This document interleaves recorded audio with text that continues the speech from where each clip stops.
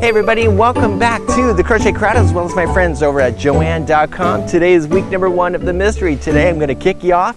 We're going to get started, but let me tell you a little bit more and then we're going to dive right into the studio and get you on your way. So a couple weeks ago I told you that you're going to need Bernat Blanket yarn. That is our yarn of choice. You know what, it's really quite a fabulous time right here on the Crochet Crowd as well as Joann.com.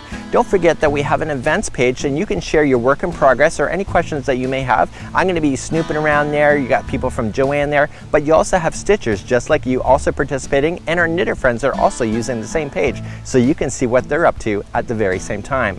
When using Instagram or any social platforms and you're sharing any photos of your work in progress or anything, please don't forget to use our hashtag of handmade with Joann as well as the Crochet Crowd. We'd love to be tagged so that we can keep an eye on your progress and see what you have in mind for your color combinations.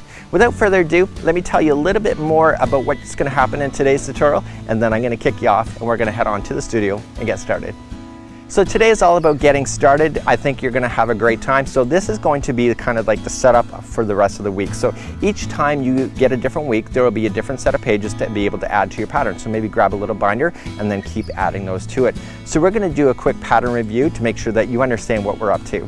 We're also going to be doing a swatch. Now the test swatch is to make sure that your hook matches the particular project so that when you get to a certain size, it's not going to start buckling on you. We're going to do a test swatch together and then we're going to start and do the mystery. The fabulous thing about this one is at the end of this clue, we're going to do some surface crochet. Not sure what that is? Don't worry about it. We'll get to it when we get to it. So without further ado, let's head on into the studio because now it's time to get going. This video has sound alerts added. When you hear this sound, it will be your signal that the segment is finishing up. Press stop and crochet the instructions and then press play again to continue along in your project. So let's begin week number 1. So we're going to get started today and there's a few things that we need to do before we get started. We're going to do a quick review of this pattern and we're also going to do a gauge check in order to make sure that you are going to get off to the right start. So today we're going to look at this pattern and it also comes with the crochet diagram that is on page number 2 and you can follow that as well, and then you're going to put that aside and then wait for week number 2 in order to begin. So first thing that we need to do is let's take a quick look at the pattern and decipher it a little bit and then we'll do a gauge check. So right off the hop we're going to see our colors that we're going to be using today, and we have 4 colors for this entire project that we're going to be using, and you can see that the ball counts are here as we go. It's also recommending a size L and 8mm crochet hook, but it says or size needed to obtain gauge. That is so important for you because if your gauge is different from what the designer was, then it will not sit flat. And I'll show you how to check your gauge in order to get off to the right start. So within today's pattern you're going to notice that all these abbreviations are used inside, and as we go through the pattern you're going to notice that as we run across them, but don't let that really stop you from really being successful because we're going to go step by step in today's tutorial. So on the next page what we have is that we have a crochet diagram that is here. So for those that like to follow a crochet diagram instead of reading all the words, you can do that right here and just follow along and then use the words as a backup method in order to go. So you can see that we're going to go through all the way to round number 7 before we stop and then end up on the second week for this mystery crochet along. So I want to direct your attention to the gauge. Now the gauge is the amount of stitches in the row and the amount of rows in the height in order to equal a 4" by 4" swatch.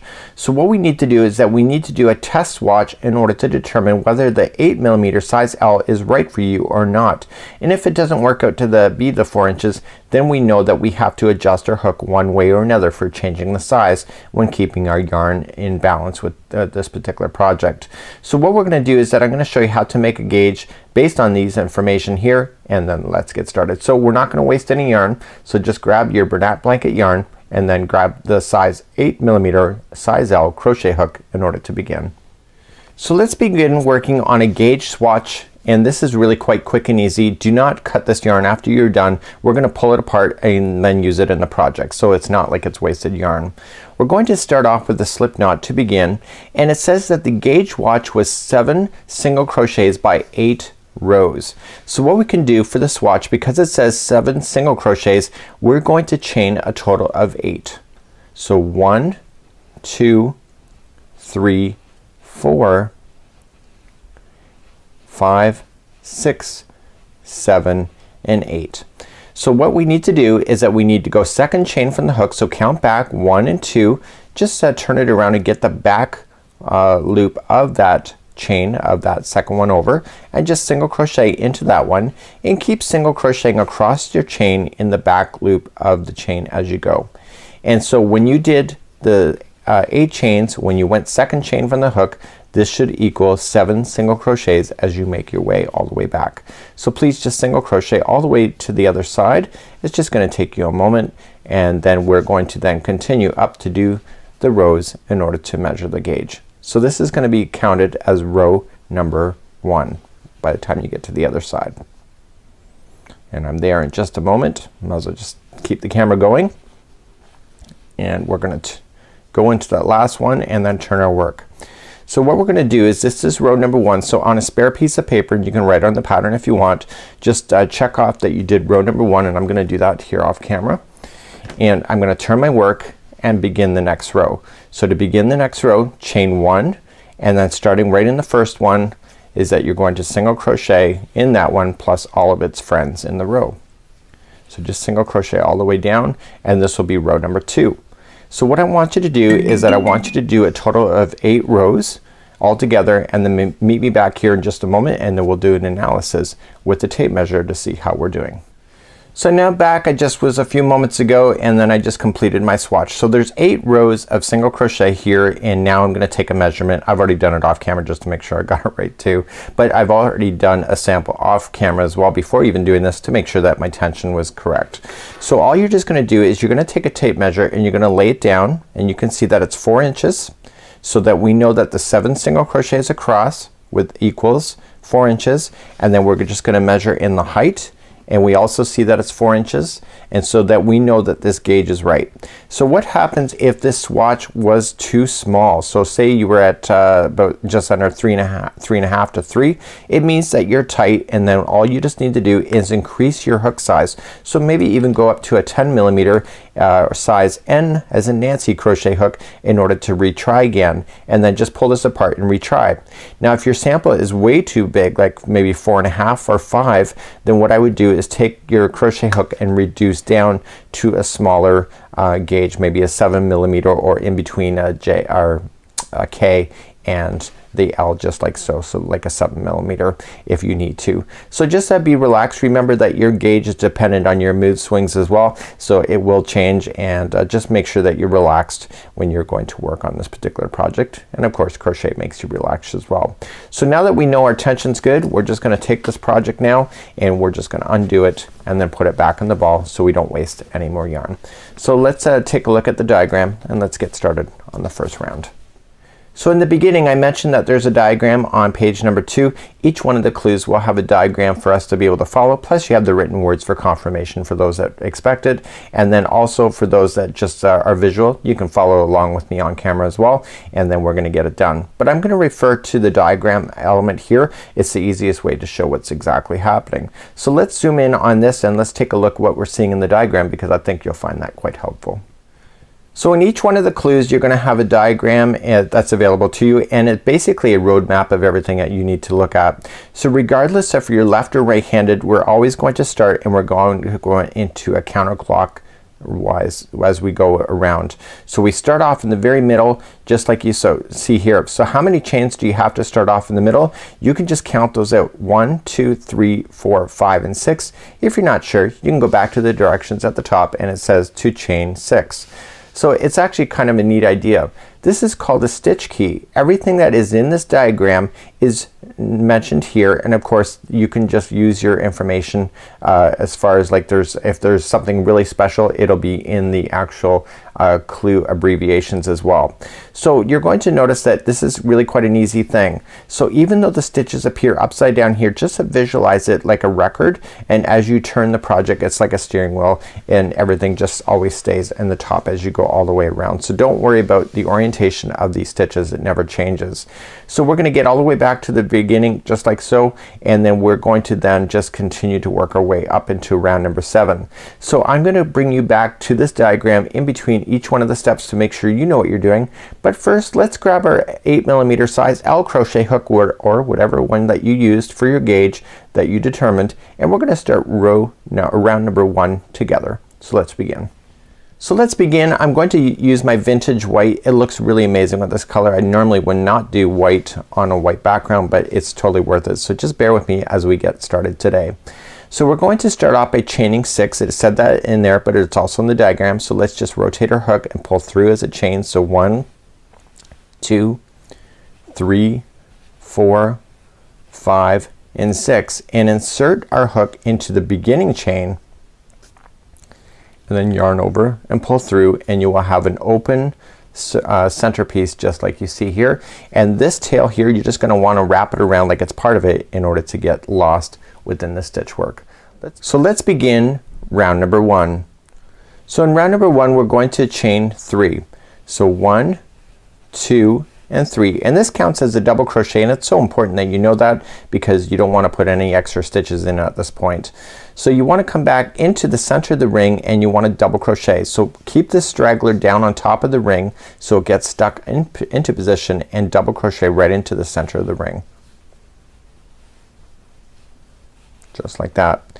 So we're going to continue around the center. We're going to chain 1 first and then come back into the center of the ring, and we're gonna double crochet 2 more times now once, and this is like the very beginning. The chain 3 counted as a double crochet, and then we double crocheted to giving you 2 in a row, and this now is 2 double crochets in a row if you look at it from that perspective. So chain 1 and then double crochet into the ring again twice,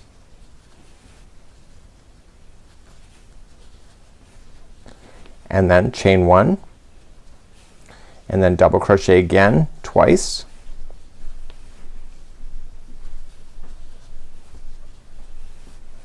just like you see here, and then chain 1 and double crochet again twice,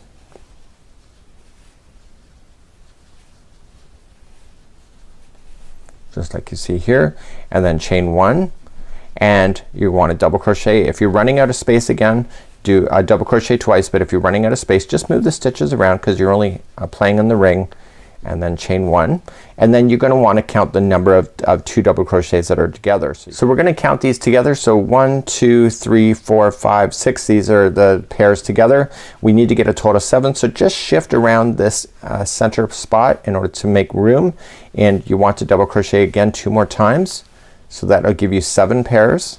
You want a total of 8 pairs, and then chain 1, and then again back in to the center 2 more times just like you see here, and then chain 1, and then you're going to want to slip stitch it to the top of the first chain 3, and then what I'm gonna do is that we just slip stitch to the top of the center of the chain 3, and then all I'm just gonna do is that I'm just gonna pull things around on the center here to bring it in balance, and I'm also gonna get rid of the straggler that's right in the beginning as well. So we're now back on the diagram, and we just finished off round number 1. So in round number 2 what we're going to do, and I'm just gonna circle that, make sure I did it, and then I'm going to move up to round number 2. So round number 2, see where we're going to start? We're gonna start in the first chain 1 space instead. So we're gonna have to slip stitch over in order to get there. Chain up 3, which counts as a double crochet, put 2 more double crochets into this chain 1 space, chain 2, and then 3 double crochets into the next chain 1 space, 2 chains here, and then 3 more double crochets into the next chain 1 space, and we're gonna continue to do that all the way around. So let's begin round number 2. So as mentioned, we have to go to the first chain 1 space right where I'm pinching and rubbing right here. So in order to get there we have to slip stitch. So we're already slip stitched into the top of the first chain 3, and we're going to move over 1 by slip stitching into the next double crochet, and then we're gonna slip stitch next one into the chain 1 space to begin. So now we're going to start. So chain up 3, 1, 2, 3, and that counts as a double crochet, and you want to double crochet 2 more times into that same chain 1 space. And then you're going to chain 2. And we come to the next chain 1 space that you're gonna run into right here, and then you're gonna put 3 double crochets into that one. And that's going to be the repeat pattern all the way around for this round. Okay, so let's just recap one more time. So you're going to chain 2 and then move to the next chain 1 space and put in 3 double crochets into the next space. Please do that all the way around. I'll meet you at the end of this round and then we'll finish up this round together. So let's finish off round number 2 together. So you just got the 3 double crochets here in the last chain 1 space, and to finish off you have to chain 2 first and then slip stitch it to the top of the beginning chain 3. So I'm going to deviate a little bit from the pattern here. I'm allowed to do that, and what I'm going to do is that I'm going to fasten off completely here because we're going to change colors, but if you prefer not to change colors this way, just follow the instructions in order to do it the way that the designer is saying. So either way you'll end up with the same result. This is my own personal preference. So cut your yarn and then just pull it through like so, and then I want you to weave in these ends, and I want you to go around these posts, and I want you to go in and out of these stitches to trap that into position, and you can also use a darning needle if you wish, if you don't want it to fall out. So as you continue then just to weave in your ends, just leave out the loose end out of the back side, and then we'll get rid of that later when we know it's insecure. So what you're gonna have now is that in the end of row number 2 you should have 8 groups of 3 with chain 2 spaces. So let's pull up the diagram and let's go on to round number 3. So in round number 3 you're gonna notice that there has slip stitching over, so if you wanted to carry that color and then change it later you can, but what I'd like to do is that I like to start fresh with the new color right into the first chain 2 space right here. So we're gonna fasten on right in the chain 2 space with the new color, chain up 3 which counts as a double crochet, and then double crochet back in, chain 2, and then 2 double crochets back into that chain 2 space, and then we're just gonna immediately come into the next chain 2 space and do the same thing. So 2 double crochets, chain 2, 2 double crochets, and we're gonna continue that all the way around. Do not worry about this extended single crochet coming all the way down. We don't have to worry about that for a few more rounds. So without further ado, let's begin round number 3. So let's begin round number 3. I'm going to start off with the slip knot, so it's just extra security for myself, and put it onto the hook. So you can choose any chain 2 space if you're gonna do it the way I'm showing you. If you're gonna do it the way that the pattern suggests, then you gotta start where it shows you. So I'm just gonna go into any chain 2 space here, and I'm just going to fasten on the yarn. So I'm just gonna wrap it around and pull through like a slip stitch, and I'm gonna leave down this straggler down on top of the chain 2 space. So we're going to chain 3, so 1, 2, and 3, and I want you to double crochet again, and what I want you to do is keep the straggler down on top of the line so that you can get it stuck underneath. So now the chain 3 and the first double crochet counts as 2 double crochet, then you're gonna chain 2 and then 2 double crochets back into that same chain 2 space. See how you're burying in this other yarn strand as you go? It just is an easy way to do that instead of having to worry about it later. So you have 2 double crochet, 2 chain, 2 double crochet. So move to the next chain 2 space and do the same thing. So 2 double crochet, chain 2, and 2 double crochet. So I want you to do that in every chain space going all the way around, and I'll see you at the end of this round for round number 3. As you come around on round number 3, you're gonna come to the end like so. So you had 2 double crochet, chain 2, 2 double crochet. You're just gonna immediately just slip stitch into the top of the first chain 3 and keep this yarn color going, and you're going to notice it's gonna bowl up a little bit. Don't worry about it, it will flatten down in the next few rounds. So let's begin round number 4. Let's go back to the diagram.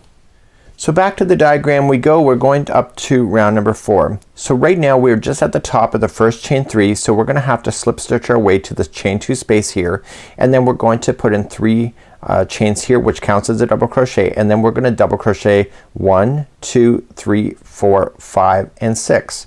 So this counts as 7 double crochets if you include that chain 3 as a double crochet. Then immediately you're going to jump to the next chain 2 space right here, and then put another 7. Jump to the next chain 2 space, and then another 7.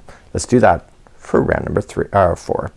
So let's begin round number 4. So we're at the top of the first chain 3 that we had started with, so we're gonna slip stitch into the first double crochet that we're gonna run into, which is the next one, and then we're gonna slip stitch right into the chain 2 space, which is the next one. So we're gonna chain 3. So 1, 2, 3, and then we're gonna double crochet 6 more times into the same space. So let's count those together. So we got 1, 2, 3, 4, 5,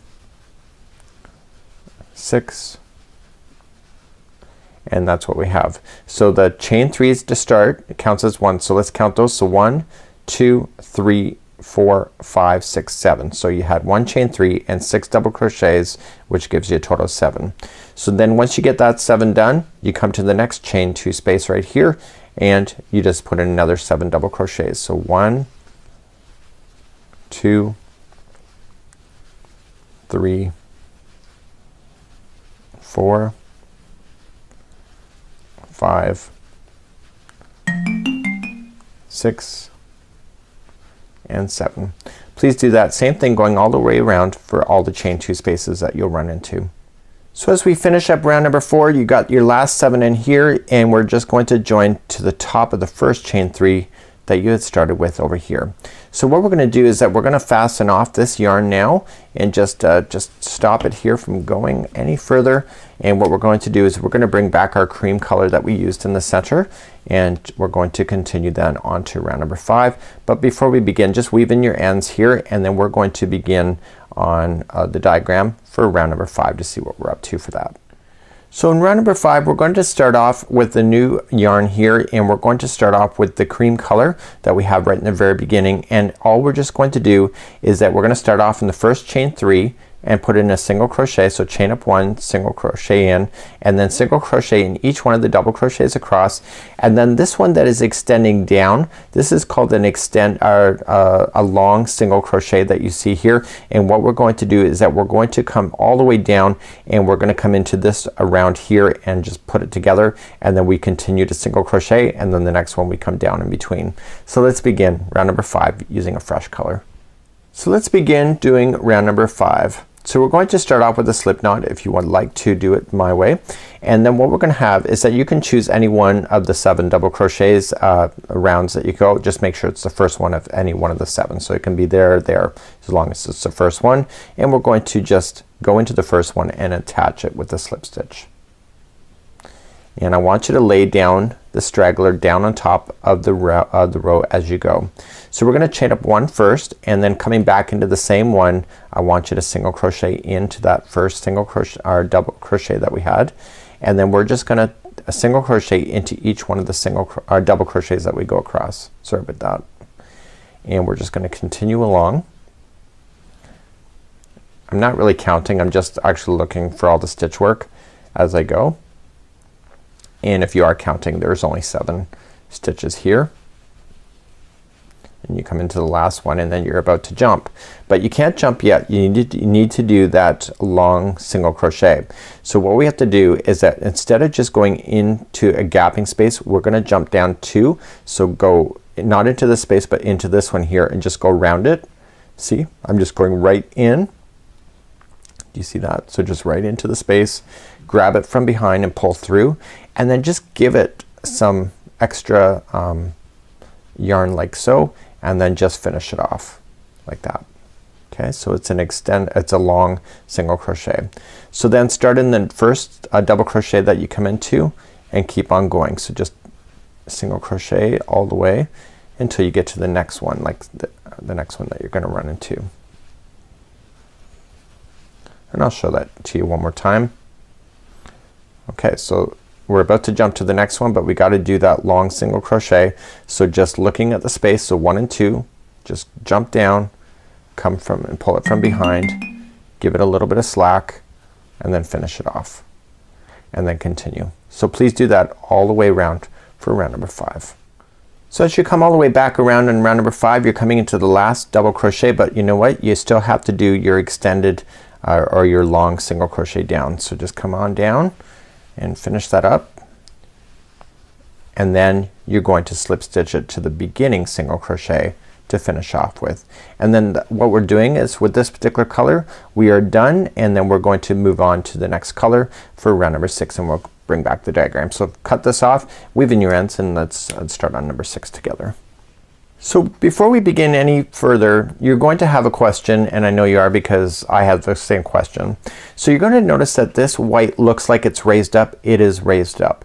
And you're thinking to yourself, you're about to move on and it's not raised up. This is a layer of surface crochet that it's done at the end of today's clue. So even though we're about to move on, it's still gonna look flat until we come, and what's gonna happen here in the instructions is that you can see that you have circle edging, and the last round we just did in round number 5 with the white, we're gonna do the circle edging around that particular stitch as that we go. So let's move on to round number 6. Let's zoom in, see what we're up to. So let's move on to round number 6. So we're gonna change the color here, and I'm gonna have my solid blue that I'm about to use, and I use that in my swatch. And we're gonna begin right in the section where there is a long single crochet down, and then we're going to then just a matter of just working our way across. You can see that there's single crochets in a row here, okay, and then we're gonna go to a half double crochet, 2 doubles, and then we're gonna do a treble, chain 3, and a treble into the same one, and then we continue all the way around. So you're gonna notice that it's just a matter of getting it like single crochets, and then it gets bigger and bigger to form a square, and then it comes narrow as we get closer to the round of the edge. So what's gonna happen here is that when we go to start off, we're gonna chain 2, and that will count as a half double crochet as you go, because you can see here in this middle sections there's a half double crochet each time that you go all the way around. So let's bring up our new color, and let's attach it to the top of the long single crochet, and let's begin to do that round. So let's begin our new color, and I'm just gonna create a slip knot to begin, and we're going to attach at the top of any one of the long single crochets. It doesn't matter which one you choose, it'll all be equal in the end. So you're going to just attach it with the slip stitch, and I want you to chain 2, and that counts as a half double crochet when you go to do this particular round. So the next 4 are going to be single crochets. So each one of these single crochets, you're just going to make them a single crochet in the blue. Lay down the blue on top of the line so that you can bury that underneath. So let's count those out together. So we got 1 and 2, 3 and 4. So now what we're going to do is that we're gonna get slightly bigger. So the next one will be a half double crochet. The next one will be, the next 2 actually will be a double crochet, so it makes those double crochets. So 1 and 2, and then finally the next one, and you'll notice that it is the long single crochet, just so that you have a reference point, is going to be a treble. So wrap that hook twice going into that stitch, and I want you to treble, and then chain 3. So 1, 2, 3, and then treble back into the same one. Now I'm gonna take you through a complete row as we do it right now, or it's a complete side. So let's begin the next side. So moving to the next stitch, there's gonna be 2 doubles in a row. So 2 double crochets.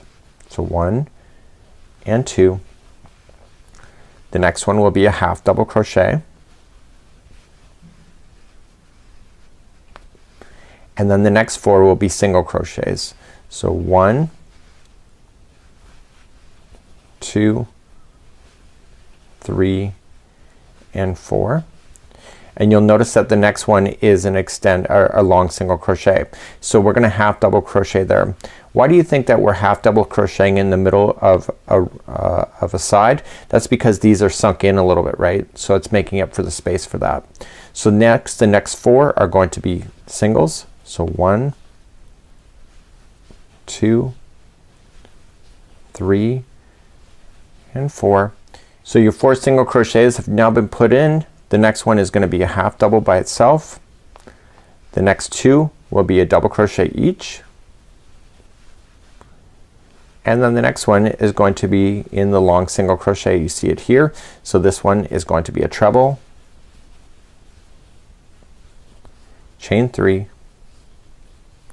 and treble back into the same one. And you can just reverse this video at this particular point just to review on what one whole side looks like as you go all the way across, but at this point it should be turning into a square as you get all the way around. So please do that for the remaining, and I'll meet you at the end of this round in order to make sure you get the right conclusion. So we've just come up almost all the way around, and I just did my treble, my chain 3, treble into the same one, and now we're just gonna finish up. So the first 2 are just gonna each be a double crochet. So 1, and I got 2, and then the next one is a half, and then finally the next and final 4 should all be 1 single crochet each. So 1, 2, 3, and 4, and then all you're just gonna do then is just join it to the top of the chain 2 that you had started with, just like that, and that concludes that round. So do not fasten off at this point, and what we're gonna do is bring back the diagram one more time for round number 7 for the conclusion of today's mystery for week number 1. So finally, as we come around for the final clue that we have for week number 1 is number 7.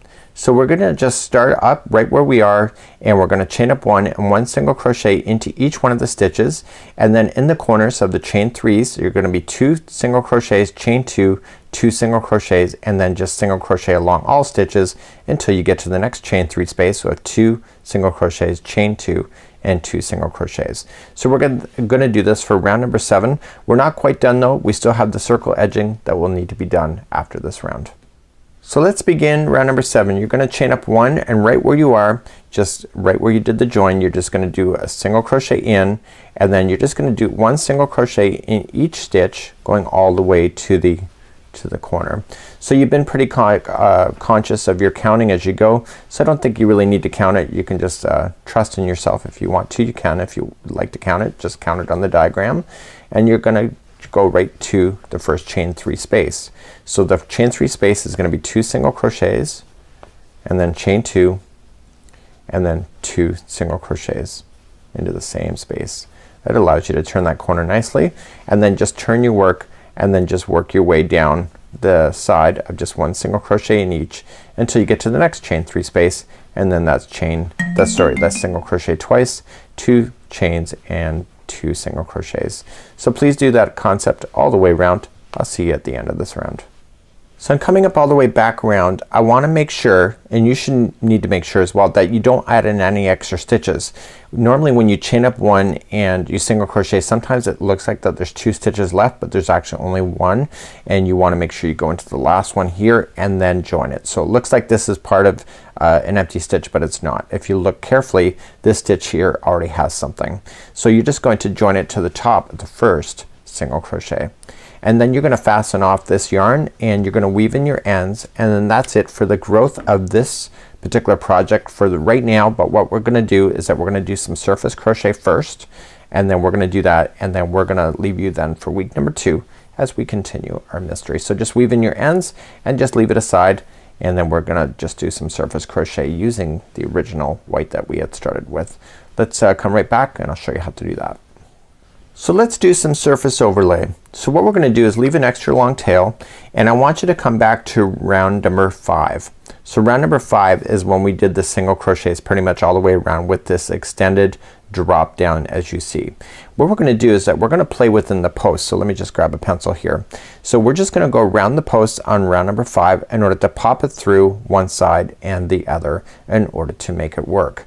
So let's begin. We can choose any one, it doesn't matter, but I'd just be strategic about it and just go around the post. So just going around, okay, so just going in one side and out the other, and then just slip stitch it just to join it, and then chain up 1 and then 1 single crochet around the same one just for consistency. So you've left an extra long tail so you can use a darning needle to get rid of that extra yarn later.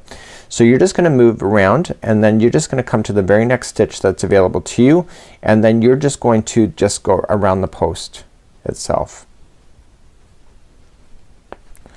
The nice thing about this particular concept is that you don't have to worry about any stitches to count. You just have to look and get each one as you go. So just one side and into the other. So it takes a little bit of getting used to, I have to say. So this I thought was done at the time, but it's actually done as a surface overlay, and we're gonna go all the way around the post as you see. So let's see at the end of this round, and this is the edging circle as we go around. So I'm just making my way all the way back around, and I'm just gonna slip stitch into the first single crochet that I started with, and I'm going to leave an extra long tail here as well.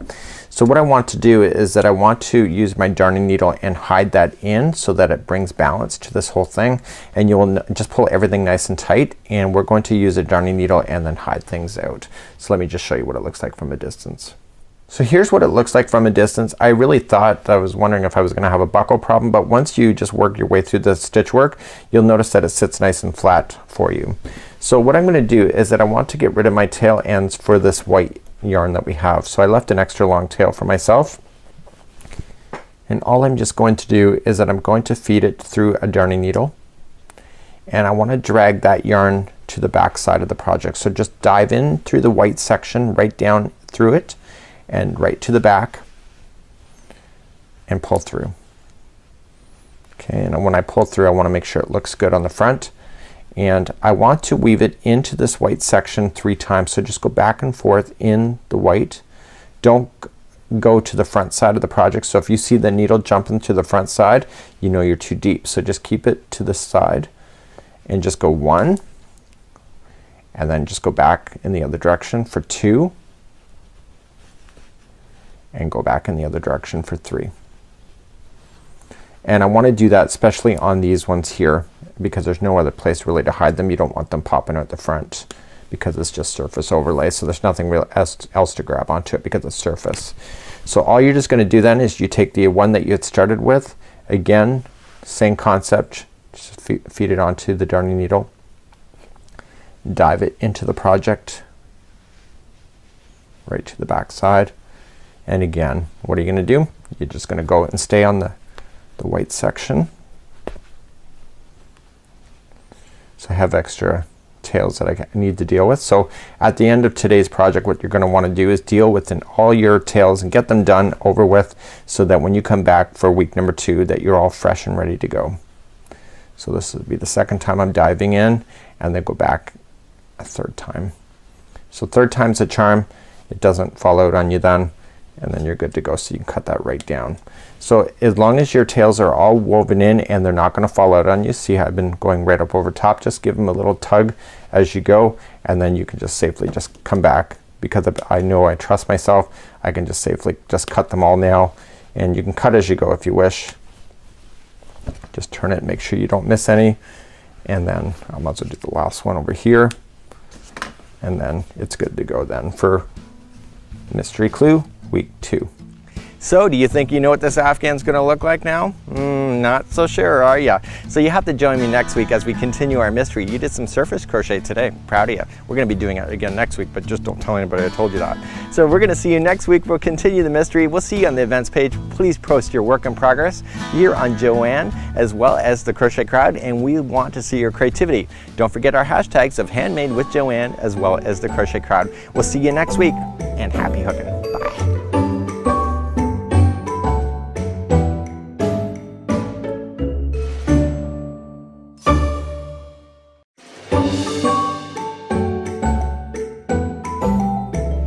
Hey, and welcome back to the Crochet Crowd as well as my friends over at Joanne.com. I'm your host Mikey. We're going to go on for week number 2 of the Crochet Mystery. I'm going to tell you a little bit more about what's going on today, and then we're going to jump down into the studio and get you started in being able to make your mystery awesome.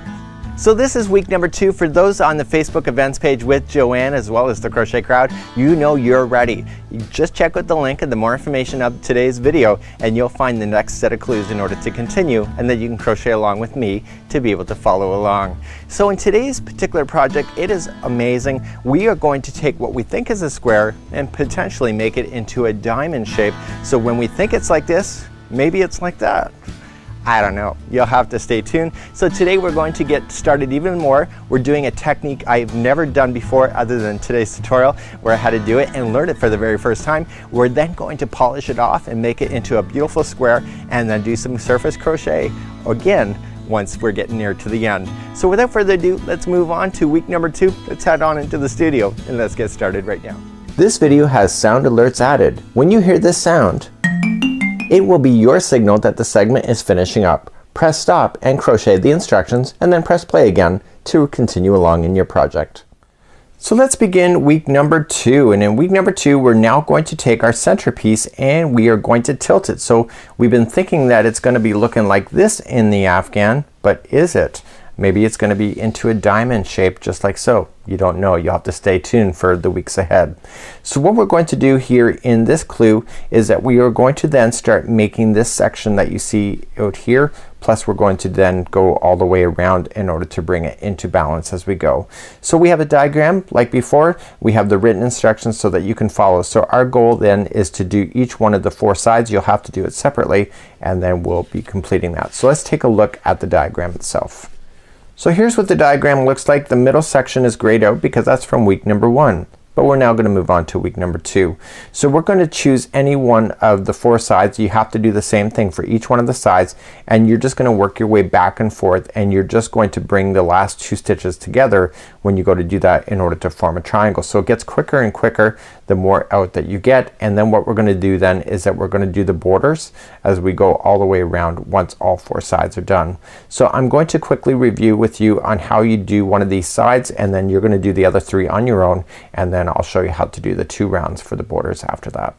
So let's begin one corner. So we're going to then do this for all 4 sides. What I want to point out to your attention right away is that you'll notice that the single crochets look like they're off from each other. That's just the way it is. It's not actually like that in the project. Each single crochet gets a single crochet as you work your way across in row number 1. The trick is to make sure that we get the proper number of stitches in row number 1. So the first chain 2 space is gonna have 1 single crochet, and then we just put in a single crochet into each one of the stitches all the way across. I did double check that and everything does work out, and then we get to the other side, we chain up 1, and then we put the first 2 together, we single crochet all the way back across, and then we put the last 2 together. We chain up 1, put the first 2 together, go all the way back across, and then put the last 2 together. So we're always putting 2 together when we go to do the outside in order to form the perfect triangle. The trick is to know how many stitches to put here, and we're gonna review that next. So as we begin, we want to make sure that there is 23 single crochets that go into the side here. So we're gonna get you started, and then you're gonna do the same on the other side. Again, another 23 will go along this side and this side, and etc. So we just want to pay attention. I'm only gonna show it one time and then we'll begin. So let's grab our new yarn and let's get started. So let's get started. We're gonna create a slip knot to begin, and we're gonna start in any chain 2 space right in the last round that we had from week number 1. So let's just create a slip knot and begin. Go right into the chain 2 space, and you're going to fasten on with the slip stitch, chain 1, and single crochet right into that same chain 2 space. So that counts as one of the single crochets that has to go across. So how many did we need to in order to get started? We needed a total of 23, so that's one of them. So we're just going to single crochet across all of the single crochets that are in there and to the other side. So let's count these out together. So this is number 2, it's 3,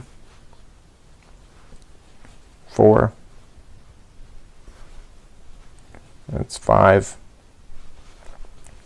6, 7, 8, 9, 10, 11, 12, 13, 14, 15, 16, 17, 18, 19, 20, 21, and 22, and the next one is in the chain 2 space. So that's your 23. So I know that I'm starting off right by getting my 23 in right off the hop. So let's move on to the next row, row number 2. On a sheet of paper I want you to write rows number 1 through 12, and we just did row number 1. Check it off. So come back and now and turn your work, and you're going to begin the first row. So chain up 1, and the first 2 are gonna become together as 2 single crochets together. So go right into the very first stitch and pull through, and come into the next one, going in, pull through, and then pull through all 3 loops, and that's it, a single crochet 2 together. So the first 2 stitches just became together. So then you're just gonna single crochet yourself across. You can either count it, but I don't see the point of doing that because you know your counts are right based on the last round or row you did. So what you can just do is that in the final row, final 2 stitches that you have when you come across, I want you just to put the last 2 together. I'll see you there in just a moment. So I'm coming across and I'm just looking for my stitches, and I have 3 left, so now I just have 2 left. So the final 2 become together. So going into the next one, pull through, dive into the next one, pull through, and then pull through all 3 loops, and that is single crochet 2 together. So that was row number 2. So check that off on your sheet. So now you're gonna notice that it's gonna start angling in. So now we're gonna begin row number 3. So these rows like this all the way from 1 to 11 are the same. So just chain up 1 and then just put the first 2 together.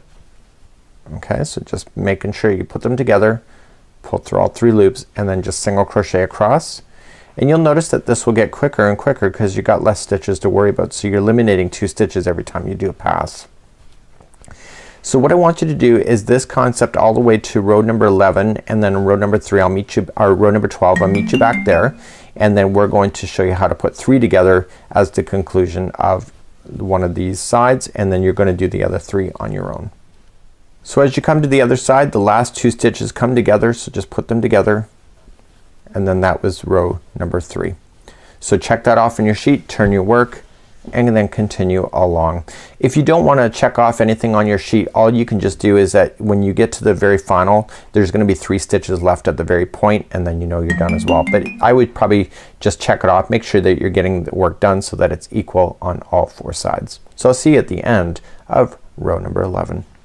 So literally just a few moments ago I left you to get the rest of these rows done all the way to row number 11, which I just finished. Now this is row number 12, which is the final. So chain up 1. You only have 3 stitches left. You're gonna put those 3 together. So just grab them, yarn over, pull through, and you'll have 4 loops onto your hook. Yarn over and pull through all 4 loops, and you're done. So what you want to just do is it's fasten off at this point, and just leave an extra long tail so that you can bury that in afterward, and then you're going to restart this all over again and just leave that tail later, and then you're going to start on another round. Remember, the secret answer to doing this is to make sure that you turn it over first and you get the right side of the project in order to begin. So it's right where these are lifted off, and then you're gonna start off right in the corner. You're gonna chain up 1, single crochet into that one, and then all of the stitches across, and then there will be 1 in the end here, and there will be a total of 23, and then you're gonna continue to get it, and then you'll see this happen again. So let's continue to do the rest of the sides here, and then I'll leave that for you, and then we'll come back and then we'll continue along in today's mystery. So as we move forward in today's tutorial, you're going to have all 4 sides completely done. I cannot believe how fast it actually took me to do this. I shouldn't be surprised. It's Bernat Blanket yarn. It always goes quick. So the other side looks just as good. I just gotta get rid of some tails. And now what we're going to do is that we're going to start doing the border work. There's 2 layers all the way around in order to bring this, because you'll notice it's kind of flappy and not kind of sitting flat. So what we're going to do is we're going to take the same color yarn and we're going to circle twice, and then we're going to do another surface overlay to give it the look that you see up here. So let's begin to do round number 1, but let's go back to the diagram first.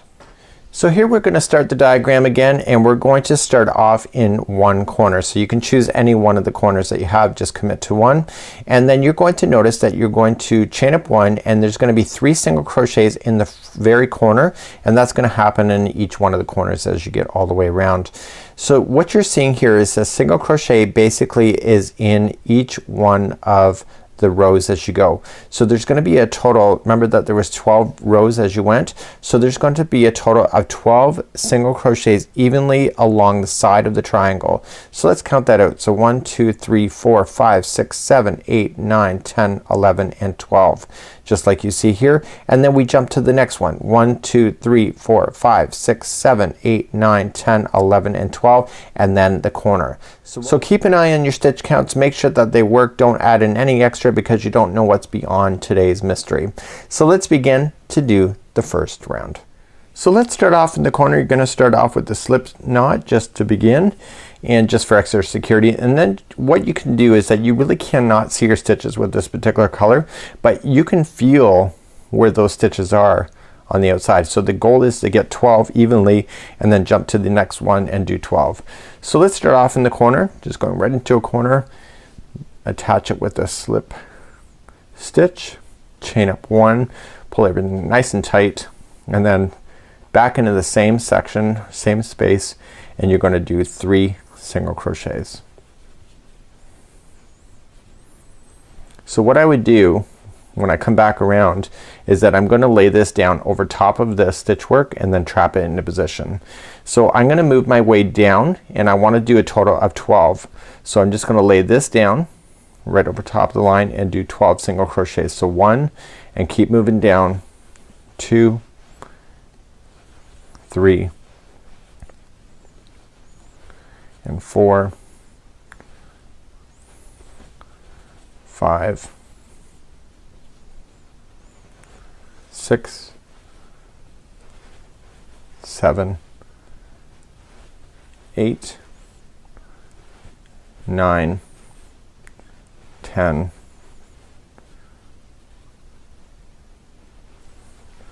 11 and 12, just like you see here.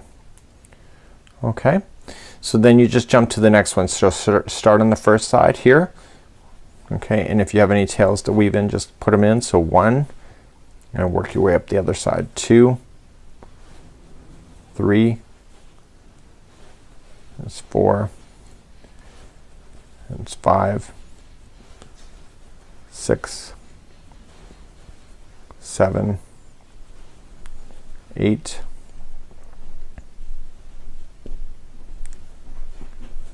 9, 10, 11 and 12, and then in the corner that is next I want to make sure I put in 3 single crochets. So make sure the straggler that you have here, you put it over top. So 1, 2 and 3, and then just move down the other side here. So again you want to do 12 and then jump over and then 12 and then 3 into the next corner. Please do that same thing going all the way around for this round. When you get all the way back around, you're just going to slip stitch then to the top of the first 3 that you have, the first single crochet, and then we're going to move on to the next round, which will be the last round to do. So what we're going to do, let's start the next round. Let's go back to the chart one more time and then we're just going to go. Now if you have it buckling at all in any way, let me just zoom out a little bit here. Just got to take it and just stretch it, just pull on it, and then it'll sit nice and flat for you. So let's continue. Let's go back to the chart one more time. So we have 2 more things to do. We still have the last round of the border and then we have the surface overlay, which is in the round we just completed, and we're going to do single crochets around the post like we had already way back on round number 5 in the first week. So what we're going to do then in this one, we're going to slip stitch to get ourselves to the middle one of the group of 3, chain up 2, which counts as a half double crochet, 2 more half double crochets into that same one, and then half double crochet in each stitch going all the way across, with the exception to the last one, which is the third or the middle one of the 3, and there's 3 half double crochets and so on. Let's begin the final round and then we're going to do surface overlay after this. So let's begin the first round. So let's begin the next round. I know it's really hard to see with this yarn. I have to use it because of the project. So what we're going to do is that there's 3 single crochets that are here. You want to slip stitch to the next one, which will take you to the middle one. So if you can probably see it better when it's in front of you versus here on camera. So you're going to chain up 2, which counts as a half double crochet, and in that same one you're going to put in 2 more half double crochets. So now we're just gonna half double crochet in each of the stitches going across. Just use your fingertips to feel for it if you cannot see it, and this yarn is really quite fabulous. I love how it all works out and it's awesome. So you're going to half double crochet in each of them as you go across, except for the very middle one of the group of 3 in the next corner, and you'll put in 3 half double crochets, and then you'll continue to move around with 1 half double crochet each. So please do that all the way around for this round and meet me back here, and then we're gonna do something else, just one last thing. When you get all the way back around, don't forget you have your 3 half double crochets already in the beginning, and then you just got to slip stitch to the top of the beginning chain 2 that was counting as 1 to bring that to conclusion. You're going to fasten that off and you're going to weave in your ends as normal, and then what we're going to do is that we're just going to do 1 round of surface overlay, and then this mystery is complete for this week, and then we're going to join in next week to begin again. So let's just go back and we're gonna do some surface overlay. We're gonna use the darker blue, and when I come back we'll get started. So coming back to the photo, you'll notice that there is a round of blue here. This is the surface overlay that's done on the second last round of the, it's actually the first round of the border, but it's the second last round of what we just did. And then we're just gonna do a single crochet around the post as we go all the way around in a circle. And again, it's the same thing that we just did with the middle one here in the white. We just wanna go around in order to bring it to conclusion. Let's get started and show you how to do that. So to begin, you're going to create a slip knot, and you're going to go into the second last round that you had, okay, and it was pretty easy. It was a single crochet round. So you remember that there's 3 single crochets that are on in corner, so you're just gonna pop in one side and out the other. Okay, so just put this on the hook first, I guess, and we just want to just kind of feel around for our stitches and just go in one side and out the other. Remember, there's nothing that attaches to this as well, so even if you're off by 1 or 2, as long as it looks good, you can get away with it pretty easily. So I attached it with the slip stitch like so. We're gonna chain up 1 and then 1 single crochet into that one again. So I've left a little bit of a longer tail so that I can use it to weave in my ends, and you're just gonna just put it out of the way and then just feel for your stitches. Just open things up, come in one side and pop it out the other and single crochet.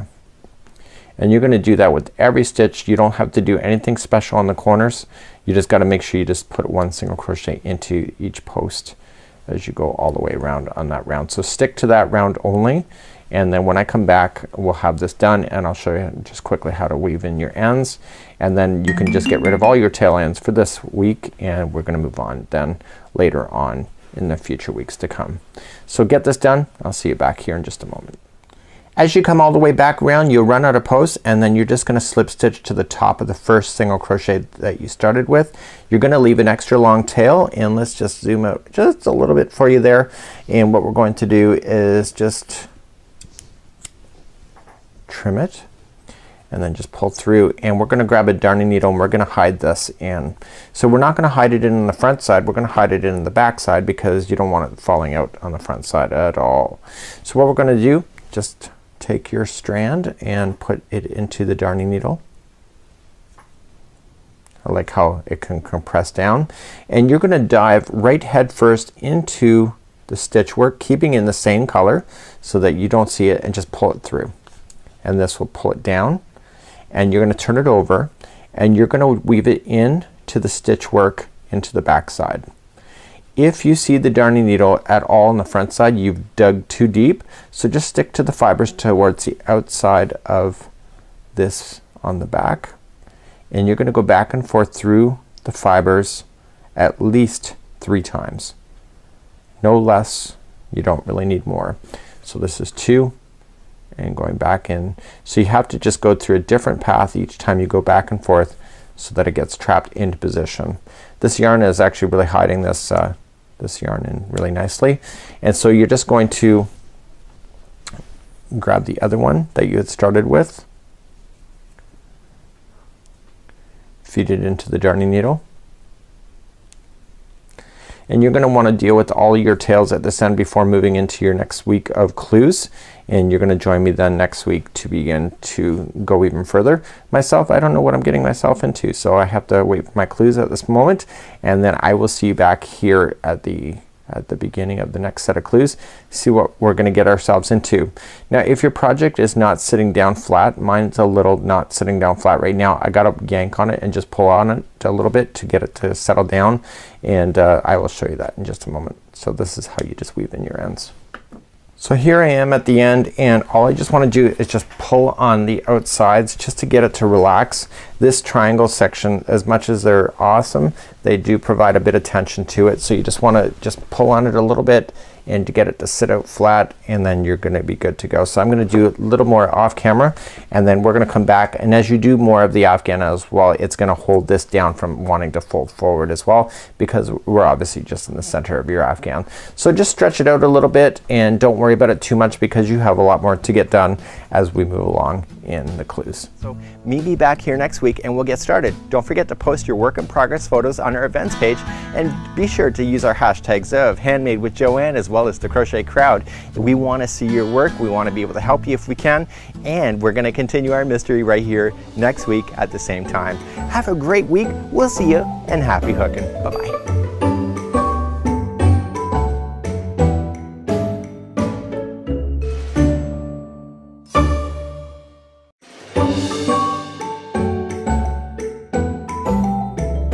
Welcome back to the Crochet Crowd as well as my friends over at Joann.com. I'm your host Mikey. Well, you know what? We're moving on to week number 3 this week, and we're almost near the halfway point to be able to make your blanket. I'm going to tell you a little bit about what's going to happen today, and then we're going to just head on into the studio, get it done, get our homework done, and then we'll be ready for next week as we continue our mystery with you.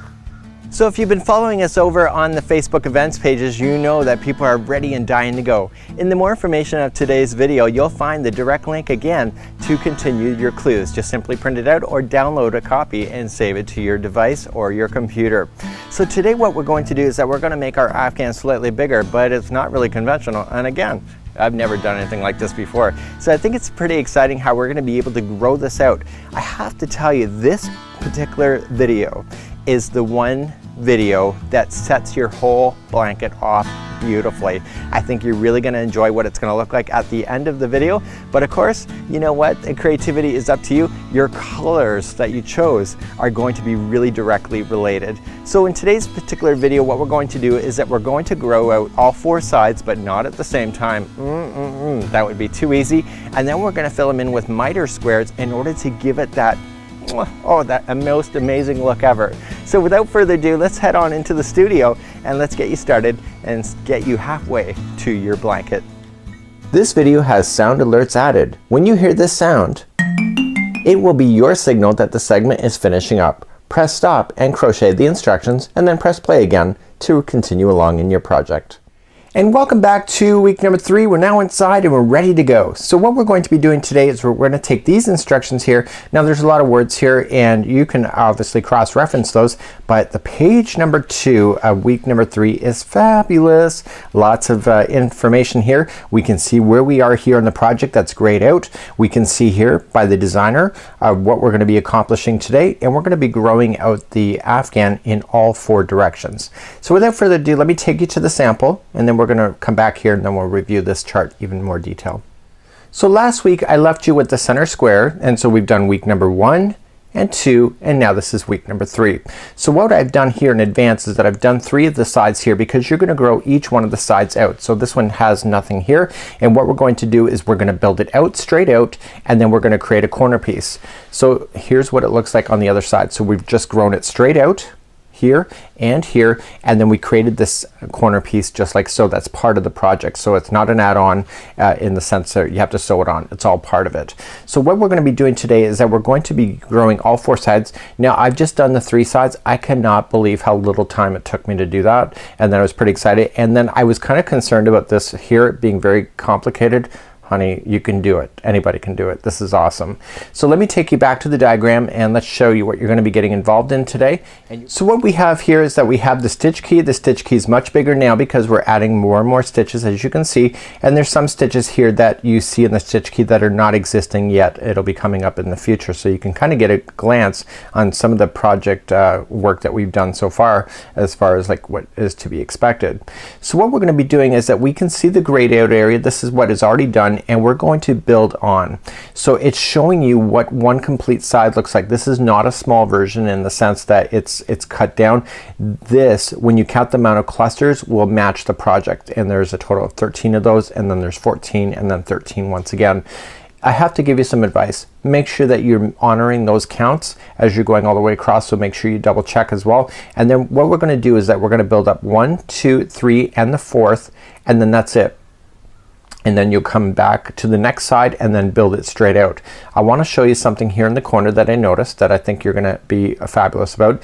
And then once you get all these built out, then you build in the corner just like this, and then we're gonna do a main circle around in order to get it to work all out, and then we're gonna move on to then week number 4 after that. So what I want to point your attention to is where we're going to start today. It's the right side, so it's the project facing up towards you. It's where the surface overlay is, or the surface crochet. So what we're gonna do, see how you have a stitch mark or a slip stitch here as we start? It's right in the middle one of the 3. We're gonna chain up 4 and we skip the next one, and then we cluster into the next one, chain 1, skip 1, cluster into the next, and we keep doing that all the way across. But interestingly, what happens is, see this other one that comes back and finishes? The other side, when you get to the other side, now I'll prove that to you as well, it ends on the other one. So this one starts right in the middle one of the 3. This one ends in the first one of the 3. And let me just shift over the work here and let me show you that. Okay, so as you come all the way back around, see it ends on the first one, and the next one then would start right in the corner then to come down this side. And I'm gonna give another piece of advice that I think would be helpful for you. So here's my advice. Take it or leave it and see what you think. So you're gonna have one color here, and it'll be the blue color if you're following my color exactly. And then you gotta fasten off, and then you gotta bring up the next color, which is the white in my case, and then blue again. Here's the thing, because you gotta fasten off anyway, what I did for the 3 sides is that I just fastened off here, and then I started another side and did the first row of that one, and then I fastened off that one, and then I did this one over here. And then what I would do if I were you is do all the first rows first, and then fasten off, and then do all the second rows next all the way around, and then come back and do all the third rows. Now the third and the fourth is the same color, so you don't need to fasten off after the third. And the reason why I did it is that it's easier to kind of remember a pattern when you're going in an assembly line kind of idea. How can they make cars faster? Well, it's in an assembly line. Think about it that way. So you know that there's 13 clusters here. You can count those as well. So if you do the first row like this, you start the next one and you count 13, you know you're good to go, and keep the counts continuous like that. So that's what I would do, is build out all 4 sides at the same time, and then when you're finished you're gonna have all 4 sides done at the same time, and then we're gonna fill it in with this miter corner that is done right directly onto the project. So without further ado, let's grab our project and let's begin to do row number 1 of starting this next section. So let's begin doing this side here, and you have to do the same with all 4 sides anyway. So let's create a slip knot with your yarn of choice. And remember what I said in the diagram is that there is 3 crochet stitches, double crochet, that are in the corner. You're gonna come to the middle one here, and if you notice that this one ended, this is the first one of the group of 3. So this is where it's gonna end, and you're gonna end in the same spot when we do this one across. So go right into the middle, and let's just insert our hook in like so, and then just pull through, and so that's fastened on with the slip stitch. You're going to chain up a total of 4. This counts as a double crochet and chain 1. So 1, 2, 3, and 4. Lay down this here on top of the row so that it's gonna get buried. You're going to skip the next stitch, and I know it's hard to see here, and you're gonna go to the second one over. You may have a different color, and you're gonna do a cluster. So how you do it is you wrap the hook and going into the next stitch. Okay, so you skipped 1, you went into the second one over, and you pull through and pull through 2 and hold it. Okay, so do it again. So wrap it, same stitch, go in, pull through, and pull through 2 and hold it. You want a total of 4 loops on this hook. So wrap it and into the same one again, pull through and pull through 2 and hold it. You now have your 4. Pull through all 4. That is your cluster. And now we're gonna chain 1, and just what I want you to do, skip the next stitch, go to the second over and do the exact same thing, and you're gonna do that all the way across. So wrap the hook and into the second one over, pull through 2 and hold, wrap the hook, same stitch, pull through 2 and hold, wrap the hook, same stitch, pull through 2 and hold. How many loops are on the hook? 4. So you know you're good to go. So pull through all 4. So chain 1, skip the next one, and cluster into the next. And I want you to do this all the way across, and I'm gonna meet you on the other side of this. So I'm just gonna get all the way over to here, and we're gonna end on the stitch that is right before the middle one. So we're gonna end right here. So let's begin to do that, and I'll see you over there in just a moment. So I'm now coming all the way across, and I can count that I have 13 clusters all the way. So that I'm not quite done all the way over here. So I've just chained one, and then you skip one, and then you just go right into the first one of the 3. So do you see that? There's 1, 2, and 3. It's the first one, and that's where you're gonna double crochet to finish that row off. So that's it. Okay, just like that. So what we're gonna do is that we're gonna finish this yarn here. So let's just fasten this off. Of all of the mystery, this one has the most yarn tails at the end of this mystery that you can just get rid of. Again, if you just take care of it as you go and weave things in as you go, it's not a big deal for the end. So what I'm just doing is that I'm just weaving them into the top layer of the stitch work, and then when I come back to do this, it's going to be grabbing on with the next row that is above it, so you can be safely assured that it's never gonna fall out on you. So let's turn our work and let's grab our next color, and we're going to then move up and do row number 2. So turning our work, we're just going to turn it upside down here. So now we're working on the back side, so the wrong side. So now that my work is turned over, and this is where I finished off in the last one, so I'm just turning, we're going to start row number 2. So using this, create a slip knot, and just for extra security, and we're gonna go into the very top of the first double crochet here on the corner that we had coming up. So we're gonna go there first, and we're just gonna pull through and attach it as a slip stitch.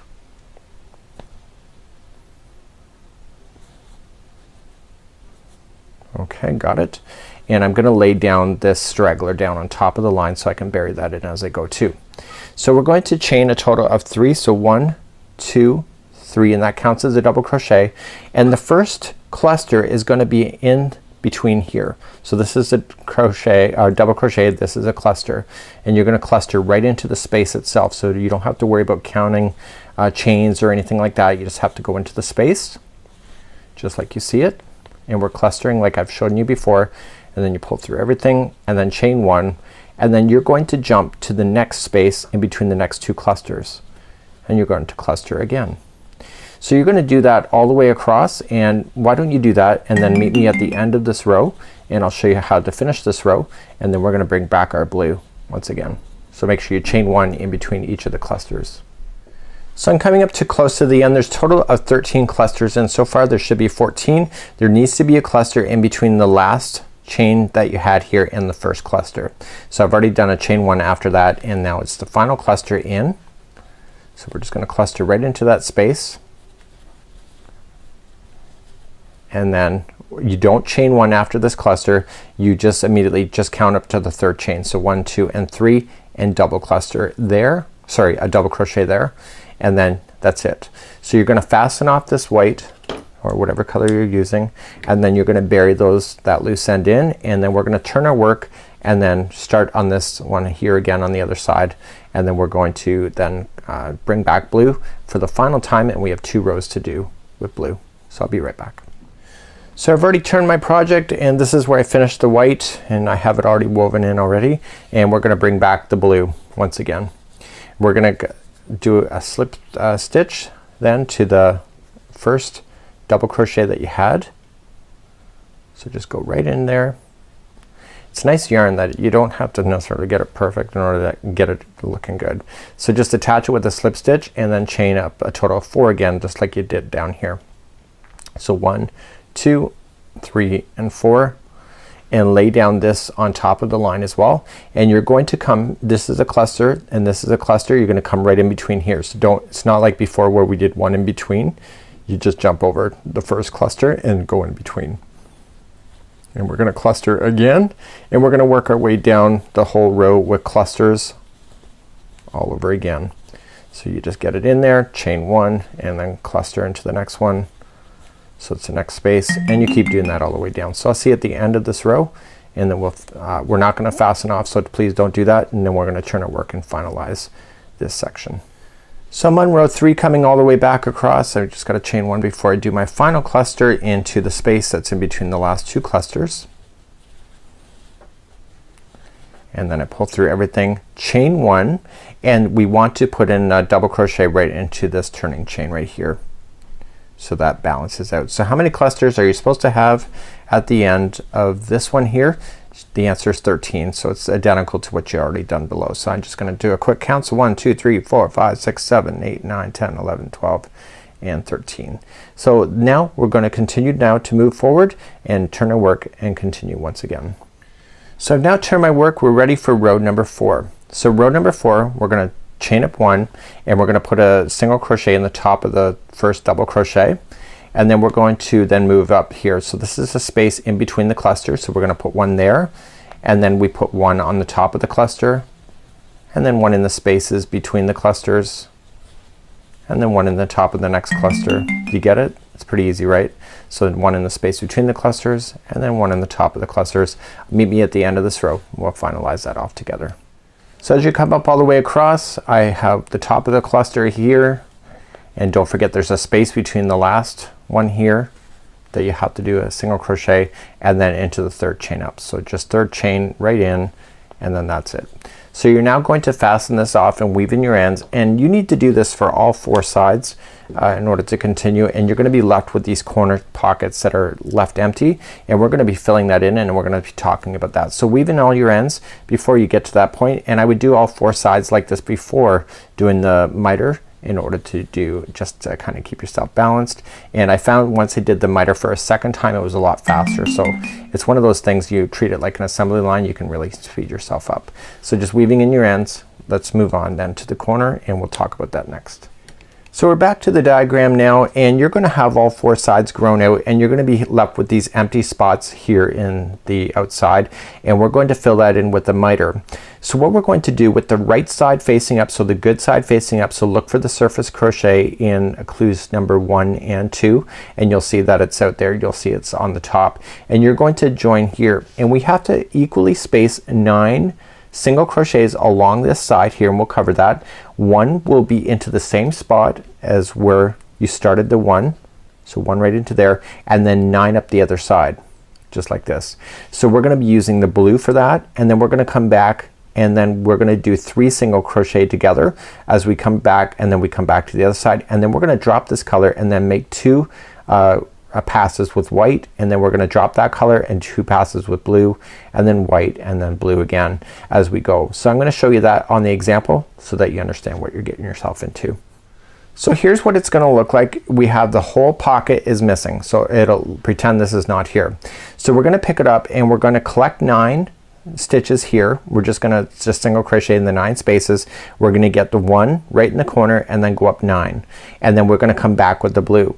So you'll notice on the one side is that the yarn is traveling up. Okay, so the white will travel as well as the blue, and therefore you don't end up with any cut strings. And then when we come around then for the final time as we go all the way around, you are going to be able to get that and trap that under the stitches so that you'll never see it. So that's one thing that's really kind of cool. So you're gonna go back and forth with blue, and then just drop it back and forth with white, drop it back and forth with blue, and drop it, and etc. We drop the white after this and get rid of it, and then just finish it off with the blue. So let's show you how to do this next. It's really not that hard. So let's begin. We're gonna create a slip knot, and we're gonna fill in this right here as we see. So you're gonna have 4 sides to do that. I've already done 2 of the 4 just to make sure I understood the pattern, and you're going to attach it to the very corner of the one side here. So this is the right side. The surface overlay is facing up. I can see it. So you can attach, and then you're just gonna pull through with a slip. It's a slip knot, pull through, chain 1, and single crochet into the same one that you did. So that's gonna be 1 of 9. What I want you to do to eliminate ends, just lay this down on top and go right up over top of it. So what I have to do is I have to equally space 9 by the time I get to the center here. So just moving down, make sure don't go right into a space. Always go into a section of where the yarn is at least 2 strands is grabbing on. So you're just gonna single crochet. So this is 2, and then I'm gonna come again. This is 3. The next one is 4. Next one is 5. And so I'm at 5 out of 9, right? And look where I am on it. I'm just gonna show you in a second. So I'm almost halfway there. So I'm on number 5 right now. So I have 4 more to squeeze in there. So just use that as kind of a reference point. So this is 6 and 7 and 8 and 9. Okay, so once you get your 9 in, is that the next one is going to be one by itself, and it's going to be where the other one is already attaching into this first section, and you're going to go right in and share that stitch with that one. So this is just one by itself. Now we're going to move up the other side, and we're going to squeeze in 9 on this side. So it's important that you get your counts right. So we're going to have 1 and 2 and this 3, if I can get my stitch in there. 3, always trying to get in there. So this is 4, this is 5, this is 6, 7, 8, and 9. So this is my third time doing this, so I was more careful with stretching it out than I was the very first time, so that might take you a little bit of practice. We're now going to turn our work and do row number 2 of using the same yarn. So don't fasten off, and we're just going to turn. I'll just keep it on with you. So if there was 9 in a row last time, this time there will only be 8. So let's just chain up 1, and we're going to do the first 8. So 1, and we're just single crocheting. We're going to do 2 and 3, 4, 5, 6, 7, and 8. So we're only doing 8, and now the next 3 are going to become together. So how you do that is you go into the next stitch, just insert the hook, pull through and hold it onto the hook, go into your next stitch, which is the middle one of that one that was sitting by itself, and pull through, and then go to the next one and then pull through. So you end up with 4 loops on the hook, pull through all 4, and those 3 stitches just became 1. So you're now going to move up the other side and count it out just for the fun of it. So we're going to have 8. So 1, 2, and 3, 4, 5, 6, 7, and 8. But do not finish 8. We're going to change the color. So we're just going to drop that blue and bring back our other color. So just start it with a slip knot, and you're going to finish that one with the other color so it's ready to go in the next row.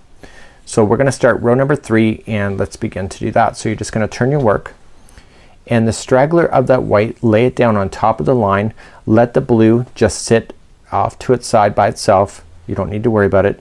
Chain up 1, and this time instead of 8 in a row by itself, you were only going to do 7.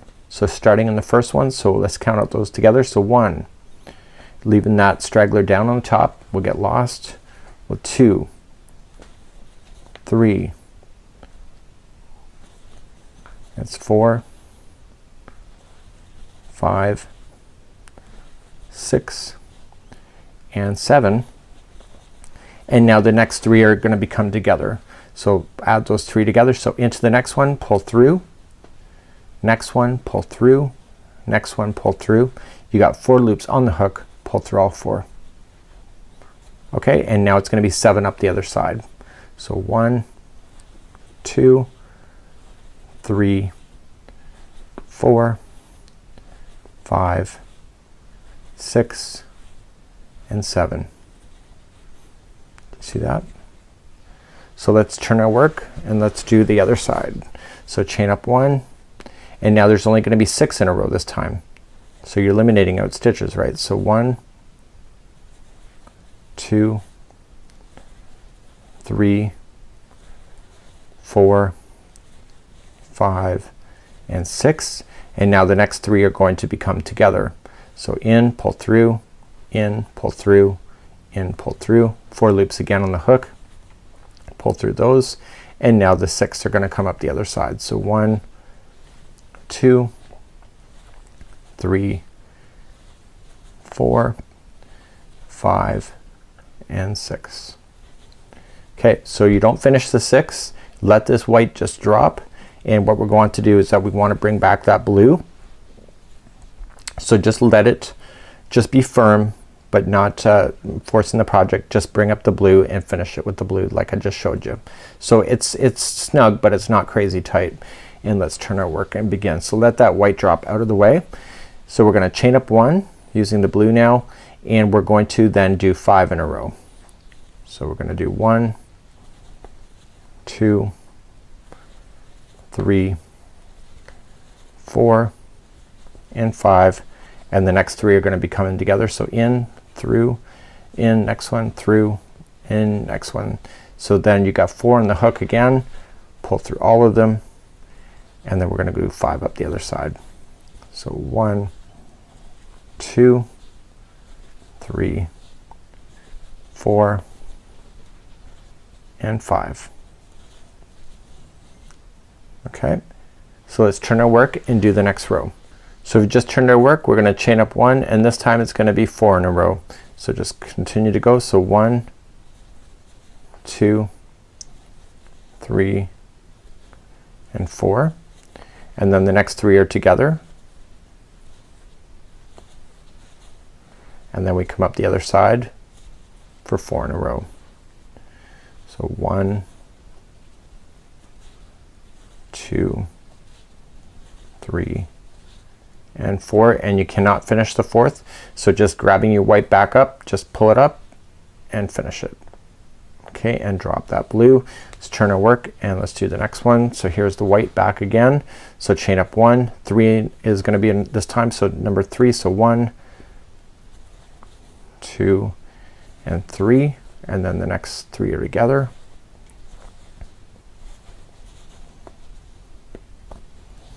And then 3 up the other side. So 1, 2, and 3. We're getting quicker and turning it the other way.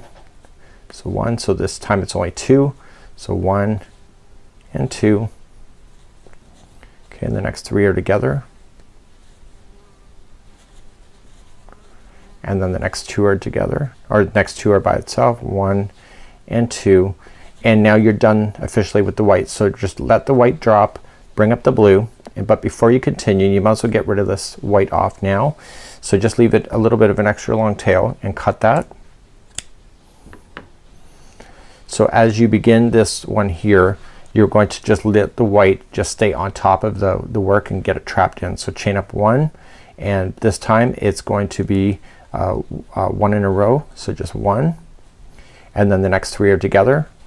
So just going right up over top of that loose end, and you can trap it underneath. So bring them all together, and then there's just 1 left on the other side. And then the final row, just turn it, is chain up 1, and all 3 are gonna be coming together. And then that's how you finish that whole section. That's a miter. See how it goes? So you just leave it extra long tail at this point, and you're gonna weave everything that you had done in, and these ones that you carried up, you're gonna bury those later, and then you won't need to worry about it. So weave in all your tails, and then do all 4 sides like this, and I'll meet you back here and we'll do the final border for this whole square at this point. So now that you have all 4 sides done, assuming that you got it done, you can now move on to the final border for this clue today. So this is week number 3, finishing it up. So what we're gonna do is that we're gonna start off here in the corner, and we're gonna do a chain 3, and then you're gonna put in 3 more double crochets right into the corner. And then it says that we need to squeeze in 9 double crochets are right into the side of the miter only. So let's just look at it. So 1, 2, 3, 4, 5, 6, 7, 8, 9. So it's an interesting instruction. So you have 9 here. Then it says to tell you to evenly space 32 double crochets between here and where the next miter appears, and there's actually 32 here. You'll notice that it's just, you just have to eye it up. Okay, so just go like almost 3/4 of the way, and then just not 3/4, 1/3 of the way, and then just put in an extra double crochet. Just do a little bit more, put in an extra double crochet, and then and so on. And you have to have a total count of 32 here. And then the next miter here, you're gonna have a total of 9 squeezing in, and then the corner once again putting into the 3. So it's just a matter of using your creativity and just eyeing it up if you want to, and you can be strategic about it as well. So what you could do is that it doesn't say to do this, but you could actually, once you get the miter done, you can go 1, 2, 3, 4, 5, 6, 7, 8, 9. So you can put 9 here, and then the next one, which is your 10th, is the 2, and then 1, 2, 3, 4, 5, 6, 7. You can do 7 there, and the next one, the 8th, is the double, and then 1, 2, 3, 4, 5, 6, you can do 6, and then the next one is the 7th, which is the double, and then 1, 2, 3, and 4, and that will give you your total of 32. Again, that's just a matter of eyeing it up and making sure that it works for you. So let's begin on the corner of one of the miters. So we're now looking at the right side of the project, and that's the side that is having the surface overlay here in the front. You'll see that here, and we're going to start off in the corner, and we're using this white once again, and we're going to create a slip knot to begin, and we're going to go right into a corner.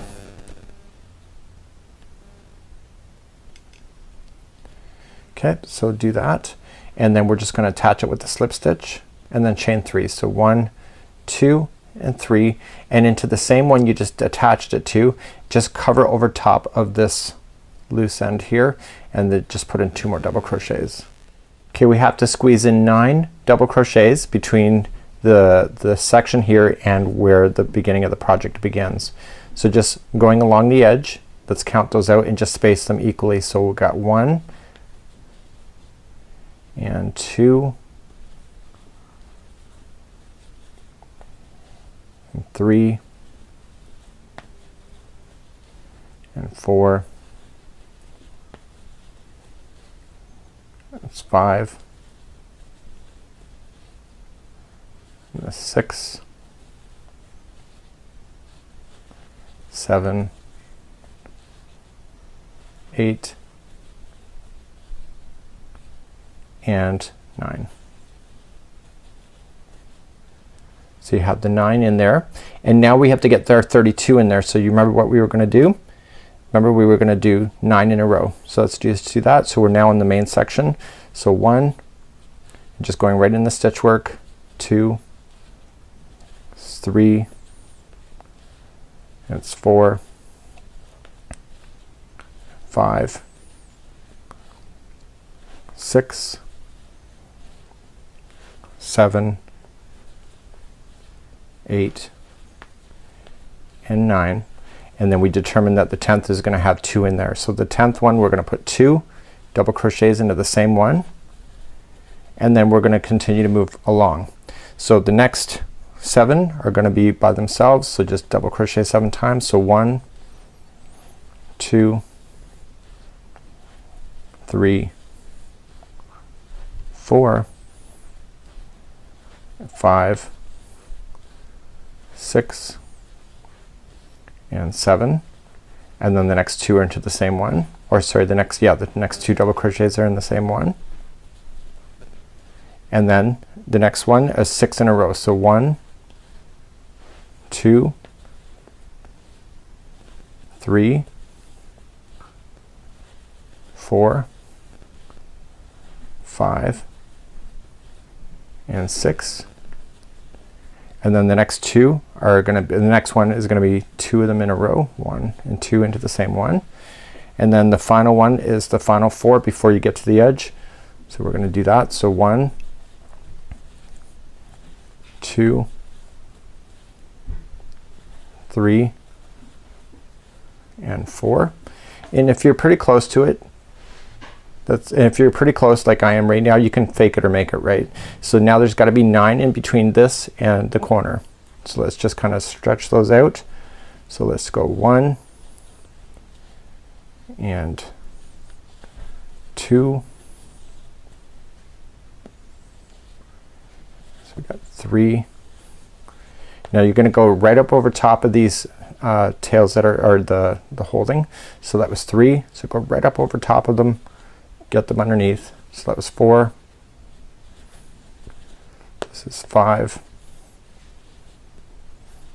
6, 7, 8, and 9. And then you're in a corner again. So you're going to repeat what you just did all the way across. So in the corners, if you remember, it'll always be 3 double crochets into the same one. So 1,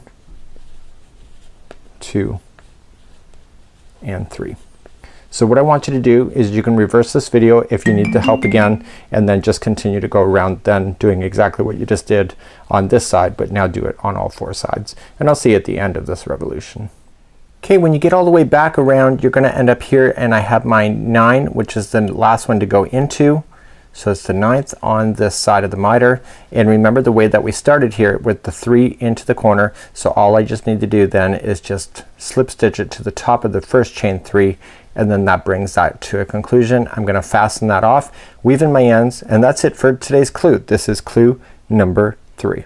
Okay, was that not cool, or was that not cool? Pretty cool, right? I know, even Fonzie cool. It's awesome. I love this particular part of this blanket. It's going to set off the whole flavor for the whole thing in the weeks to come. So you're now at the halfway point. You're gonna join me back here same time next week as we continue our mystery. Don't forget, if you're posting any of your work in progress, please use our hashtags of Handmade with Joanne as well as the Crochet Crowd. Come on over to our Facebook events page. Show us what you're up to. If you have any questions, we'll be happy to answer those as well. So we'll see you again next week as we continue. So get your homework done, and we'll be back real soon.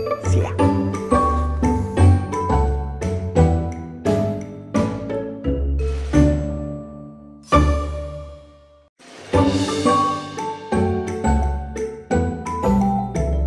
And welcome back to the Crochet Crowd as well as my friends over at Joanne.com. I'm your host Mikey. Well, today is week number 4. We're over the halfway point. We're ready to go. You want to get your blanket done. I know you're just dying to do it. So today we're going to move on in today's mystery. But of course, let me tell you a little bit more about it before we jump on into the studio and get started today. So in week number 4, it's all about getting your afghan to be bigger, right? So what we're going to do is not do all 4 sides. We're going to do one side, and then we're going to do the opposite side in today's particular tutorial.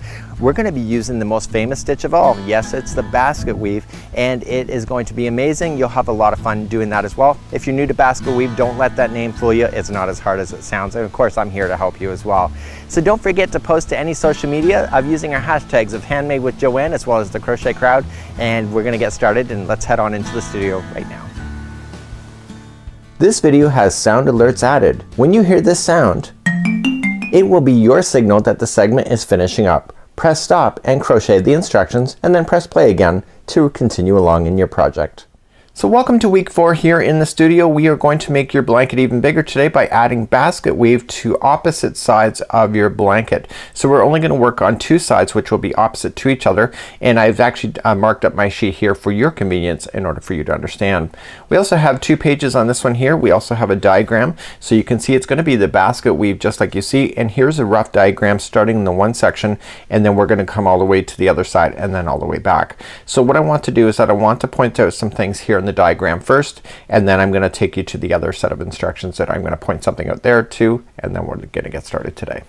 So here's the stitch key in the diagram, and everything that we're going to be playing with here is marked. Some things may not be relevant for today's diagram. For example, the long single crochet is not used within this particular example today. We've already used it in the future or in the past. So what we have here is that we have the grayed out area, and this is where we are on the corner of the last clue, and so that's already done. So what I want to point out to you is that when we go to start this next set of clues, you're going to have the right side facing up, so it's the good side, so it's the one with the surface crochet on top and that you'll be able to see, and that's where you're going to start. And you'll see that there's 3 double crochets in the corner. Remember that the chaining of 3 counts as a double crochet, so you have to keep that in mind. You're going to slip stitch and then build up chain 3 and then double crochet yourself all the way across, and then you're going to go all the way to the other side until you hit to the middle one of the opposite side. Okay, so there's going to be 3 double crochets in the corner. You go to the middle one, and then that's where you're going to stop, and then we're just going to build it up back and forth. So it's actually a pretty easy pattern to be able to follow along. To make it a little more complicated for you, but it's really not, it's just the way that the diagram looks, is that there's front post double crochet and back post double crochet, and you can see the relevance of the hooks.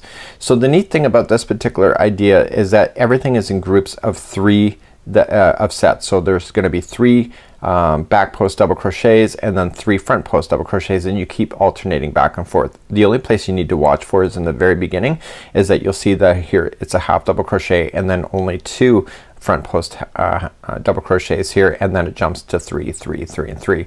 So you just have to watch out for the end here. There's even on the other side there's only going to be 2, and then the final one is going to either be a chain 2 to start, or it'll be a half double crochet, which counts as the same thing. So you can look at the diagrams in order to follow, but I also narrowed it down to make it a lot easier for you as well. And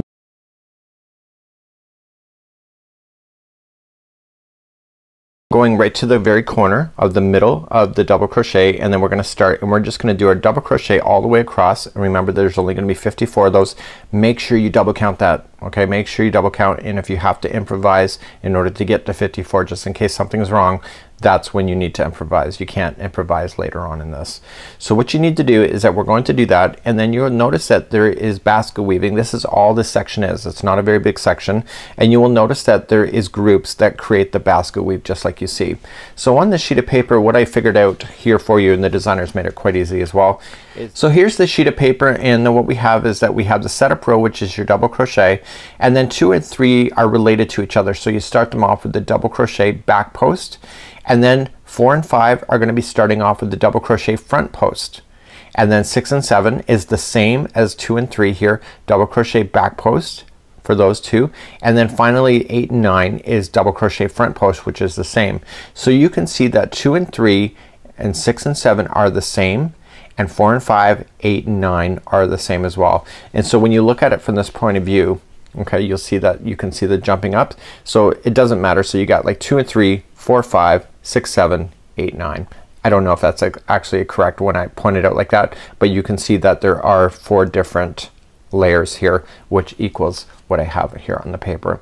So what I'm gonna do is that I'm gonna show you how to do this. I'm not gonna do everything with you on camera, but I'm gonna show you how to get started. I'm gonna show you the double crochet back post to get started for rows 2 and 3, and then I'm gonna show you a double crochet front post for 4 and 5, and then I'm gonna leave the remaining for you, and then you have to do the opposite side. So what does that mean? Well, let me show you that.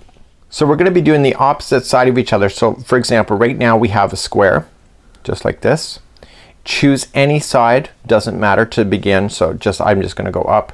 So I'm gonna extend on and make my basket weave as part of this section here, just like you see. And then what I'm gonna do is that I'm gonna extend down and do the other side opposite to each other. Okay, just like this. So they're attached as you go. And then what we're gonna do in the next clue is that we're gonna do something and attach on this side of both sides, just like this. So what you need to do is that when you go to do this, make sure you commit to one side, doesn't matter, and then whatever the opposite side is to that, that's when you do the second piece. So let's get started with your crochet hook, and let's begin. So let's begin. We have the right side facing up. I can see the surface overlay is on top. Okay, so this is the right side, and this is where I want to start. So both sides, when you go to start, have to be the right side up. Okay, and that's indicated as RS. We're now going to grab our yarn, and we're going to create a slip knot to begin, and we're going to start our first section. So what you need to do is remember there's 3 double crochets that are in the corner. I want you to go to the middle one and insert in and attach it with a slip stitch and leave the straggler down on top so we can hide that, and I want you to chain 3. So 1, 2 and 3, and that counts as a double crochet. So what I want you to do is double crochet in each one of the stitches all the way across, including the middle one of the other side, which I'll meet you there to make sure. And you're just gonna double crochet, lock in that straggler by just crocheting right up over top of it, and the goal is to get 54 all the way across. I will show you near the end of this in just a moment what happens if you're just one off, in just in case you have to fake it or make it to get 54. But 54 is the magic number in order for you to continue further in this mystery. So I'm gonna show you how to cheat the system just in case you don't have 54. I do have 54, but I'm gonna show you how to cheat it. So what I happen to have here is that if you have a stitch that is missing, so you ended up with 53 by the time you got to the corner. So all you can just do is that just make one of them to have 2 double crochets into the same one. This yarn is so easy to be able to hide any imperfection like this. So you just continue along, and then you'll end up with that even count that you need in order to keep on balance. Now you may not think that's kind of correct, but why frog the whole thing, or meaning take it apart in order to fix that if you don't have to. So what happens if you are one too many? So say I ended up with 55 instead of 54. One thing I could do is that I could put 2 stitches together, and I would not recommend doing it more than once, so make sure you try to get it as close as possible to 54. But just wrap the hook going in, pull through 2 and hold, and then go to the next one, wrap the hook, go into the next one, pull through 2 and hold, and then pull together, and those 2 just became 1 stitch. So then you end up with your 54. So that's only counted as 1 stitch instead. So that's how you can improvise just in case that your counts are off by the time you get to the other corner. I'll see it in the other corner in just a moment. So once you get to the other side, then all you just have to see is that you have 3 double crochets that were here in the white, and we're just ending in the middle one of the group of 3. So this is row number 1. This is the setup row, and now we're gonna begin to do rows number 2 and 3. They're both exactly the starting of the same of each other, even though that they're opposite to each other. So let me just show you that in just a moment. So 2 and 3 are gonna be the same.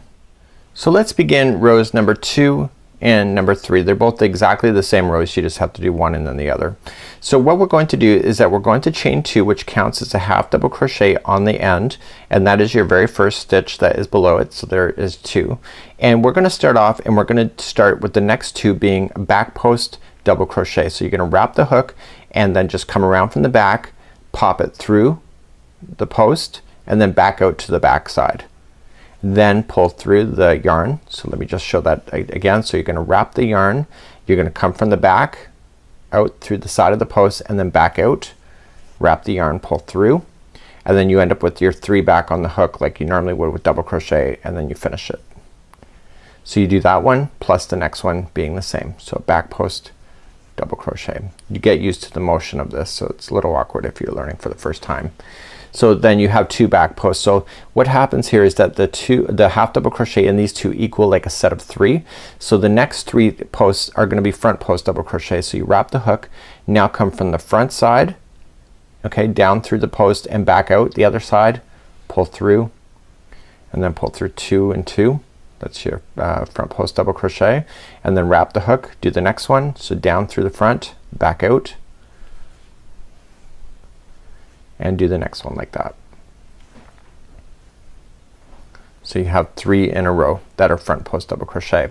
So the next 3 are now gonna be back posts. So wrap the hook, come in from the back, out to the back, and just keep doing that. So just wrap, come from the back, out through the back, and do 3 of those in a row.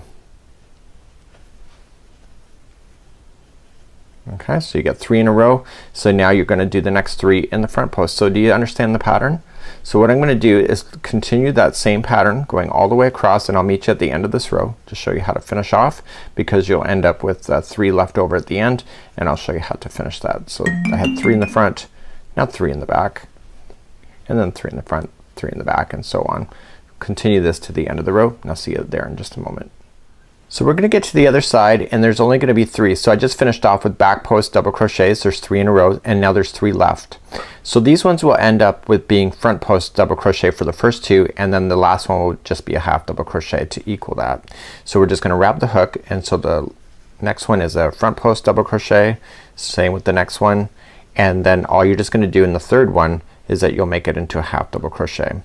So what I want to explain to you is that because we finished off with doing front post double crochets here, when we go to turn it, see, it's gonna be on the back post the next time that we see it. So that's why 2 and 3 can be related to each other, and 4 and 5 are related, and 6 and 7 and 8 and 9, because the designer has put thought to how this is ending on this one side, and that's pretty awesome. So let's move on to and turn our work and go on to row number 3.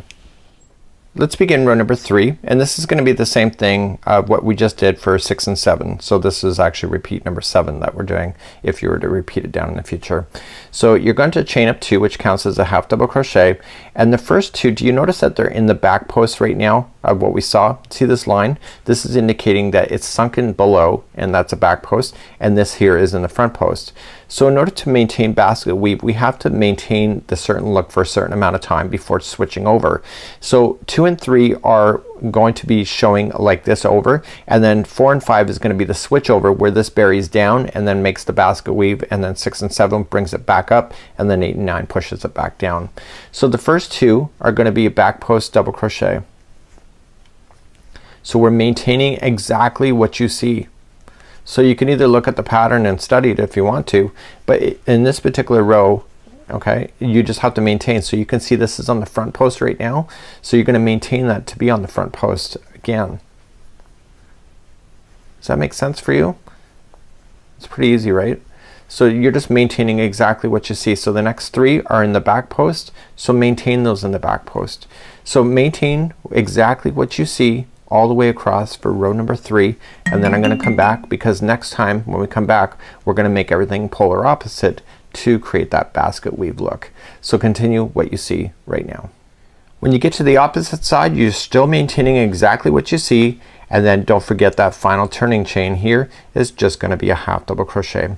So this was what we completed then for rows number 2 and 3. You can see that you have the upper areas here, you have the lowered areas. It's really three-dimensional. But now we're gonna turn our work and go for 4 and 5, and in 4 we're gonna make everything opposite, and then 5 we maintain that. So let me just turn our work and go for 4 and 5. So in rows 4 what we're going to do is that we're gonna make everything opposite to what you see. So you can see that these are in the front posts right now. You can see the back posts that are in between, and you can see the nice big layers. So in row number 4 we're gonna make everything opposite, and this happens in row number 8 as well, where we make everything opposite. So this is actually really quite an easy thing. So just chain up 2, which counts as a double crochet. So the first 2 that you see here are in the back post. So now we're gonna make them front posts. So just wrap the hook and bring those forward with the front post double crochet, and this is what's creating the basket weave look. So you now bring in what was in the back now forward. So these are in the front now. You're gonna bring those back, just come in from behind and make them a back post double crochet, and that will pull it down and backward in order to create the same look of the basket weave, right? So in this row, row number 4, which you'll have to repeat again in the future, is that you're just making everything opposite. So you see these are in the back, so just go in and make them in the forward this time. So a front post double crochet for all 3. You can see the basket weave is starting now to take its shape. See, jumping in and out, and then the next ones make them in the back because they're currently in the front. Please do that all the way across for row number 4. So coming all the way to the other side, then you got the 3 that are in front. You're still making them opposite to what you have. This is row number 4, and you got 2 that are left in the end, and then you have 1 turning chain, which will be a half double crochet this time. So let's turn our work and go for row number 5. Let's start our work and go for row number 5. We're gonna chain up 2, counts as a double crochet, a half double crochet. Now the first 2 are front posts, the next 3 are back posts, front posts, back posts, and etc. So what we have to do is we have to maintain exactly what we see this time, okay, in order to create that look. Okay, so you're just gonna make the first 2 front post double crochet because there already are, and then the next 3 are going to be back post double crochets because they already are. So this is gonna be how you do everything for then row number 5. So what we're gonna do then is that once you come back to row number 6, everything is opposite once again. So for example, if it was a front post double crochet, this time it'll be a back post. So every 2 rows they change positions for each other in order to keep the the basket weave going, right? So it's actually pretty easy to be able to follow. So just maintain exactly what you see going all the way across right now. So if it's in the front post double crochet that you see in the row below, then just continue to make it. If it's in the back post, then continue to do that. So what I'll do is that we'll get to the end of this row, finish it off, and then we'll recap with your instructions. You're on row number 5 right now. You're more than halfway done this one panel, and you'll have to do the same thing for the other side once you're ready for that as well. And once you come to the end of row number 5, you're still maintaining exactly what you see, and then make sure it's only 2 in the end as always, and then just go into the turning chain for the half double crochet. So you're gonna turn your work, and then you're gonna do rows number 6 and 7, which are the same, and then 8 and 9. And let me just turn and just recap that, and then I'm gonna leave the rest for you to do, and you can do both sides of your work as well, as meaning both sides.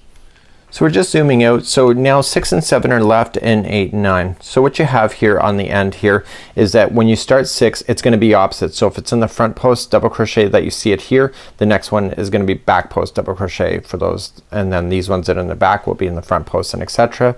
You'll turn your work, maintain exactly what you already see, and then row number 8 you're going to make it opposite again. So if it's on the front post, then you make it on the back post, and etc. to do that. So you now have 4 rows left, 6 and 7, which are the same, and then 8 and 9, and then that's good to go. You're gonna fasten off and then weave in your ends, and then this will be the end of this, and you're gonna do the opposite side as well. So you have that all ready for you on the opposite side, and then when we come back then next week we're going to then fill in the outsides, putting something there as well. So until further ado, have a great day. We'll see you again real soon, and we'll see you next week, same time, same channel. We'll see you. Bye. So that was pretty neat, right? So you can post your work in progress photos at any time on our Facebook events pages, and also using any kind of social media. Just use our hashtag of Handmade with Joanne as well as the Crochet Crowd in order to play. So it's really quite awesome. You're gonna have to join me next week as we continue our mystery, because we're gonna grow the other two sides next week with something completely different, and it might have been a clue left in the very beginning of this whole series. Till next time, have a great week. We'll see you again next week as we continue our mystery with you. We'll see you.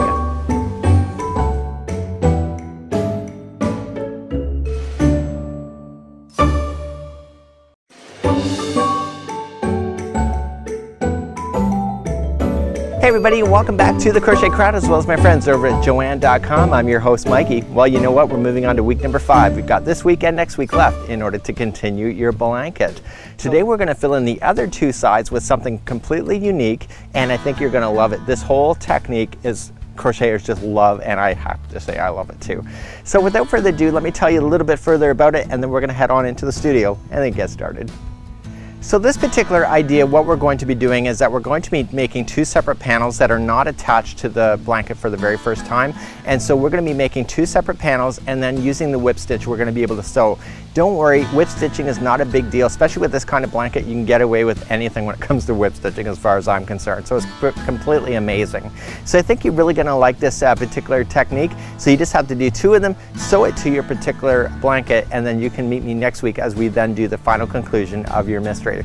So without further ado, don't forget to post on our Facebook events page of your work in progress, and any social media, use our hashtags of Handmade with Joanne as well as the Crochet Crowd.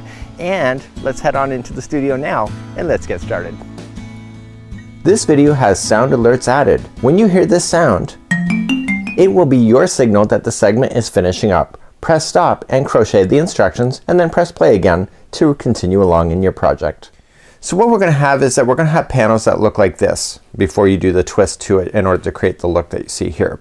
So what I'm recommending to you is that you're going to throw your project down onto a table or a very clean floor, and what you want to do is that you want to have the afghan just lay down as if it's not being stretched. Like when you go to stretch it, it'll relax back to where it should, and that's where the size that you want. So you'll notice in the instructions there's no row counts for how many rows that you need to do for this, because you have to match the length. So what I did for myself is that I did one complete panel just like this, and I laid it down on the floor without doing the braid. So don't do the braid first, and lay it down on the floor and just have it relaxed to like this one is.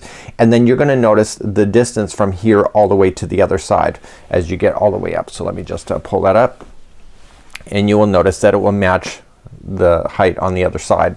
So what you want to do is that you want to do both panels before you sew them together, because what you can do is that you will notice that you will have these lines that go straight across. So what I did is that I counted the number of lines that went across in the one panel before doing the braid, and then I did a second panel, and then I matched the amount of cross beams that go across. And because this blanket is equal to each other, is that one panel should be the equivalent to the other, and in my case it is, and it should be for you as well.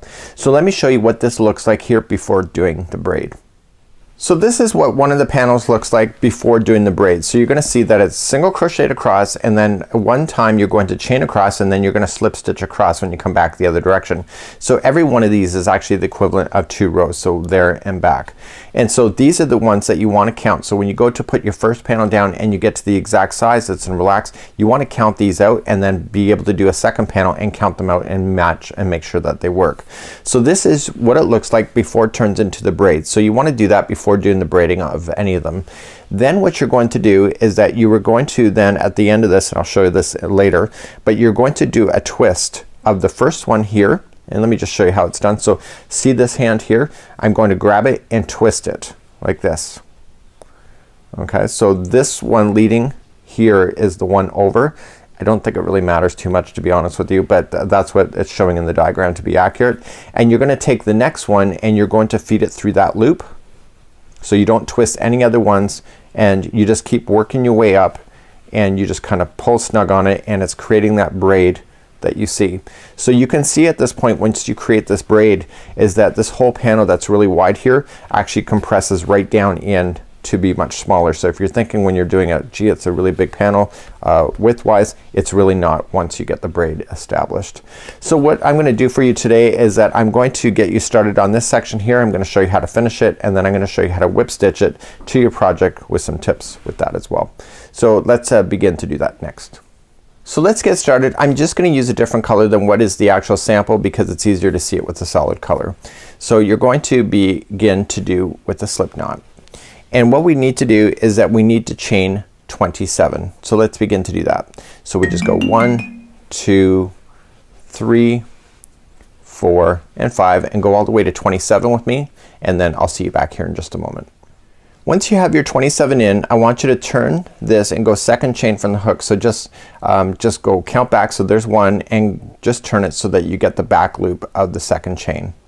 And I want you to single crochet into that one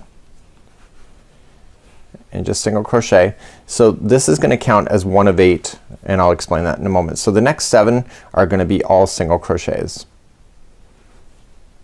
So you're gonna find with this particular panel you're gonna be counting. So that was 1, 2, and 3, and 4, 5, 6, and 7.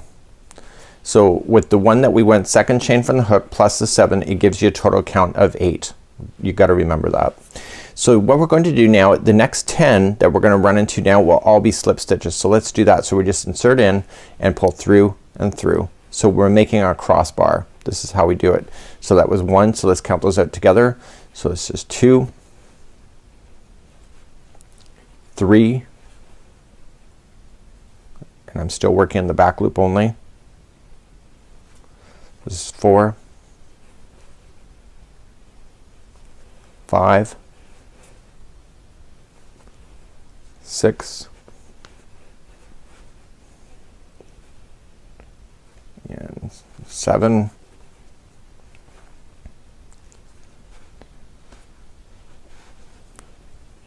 8, 9, and 10. I think I'm all thumbs today. So we have then 10 slip stitches. So you notice that there's a thickness difference between this one and this one. So what we're gonna do then for the remaining 8 that are on here is that you're just gonna start into the next chain and single crochet yourself back to the other side. So let's count those out. So 1, and there should be 8. This is 2, 3, 4, that's 5, and the 6, 7, and 8, and that's it. Okay, so you just pull that slip knot tight. So this is what it's gonna look like right now. So you'll have a thinner middle and a thicker outside. So let's turn our work and do the next row. So every other row is gonna be like this. So you've already got a nice thickness cross beam here, so we have to create the next one. So we're gonna chain up 1, and we're gonna single crochet into the first 8. So starting in the first one, so we're gonna go 1, just count it, and 2, and 3, 4, 5, 6,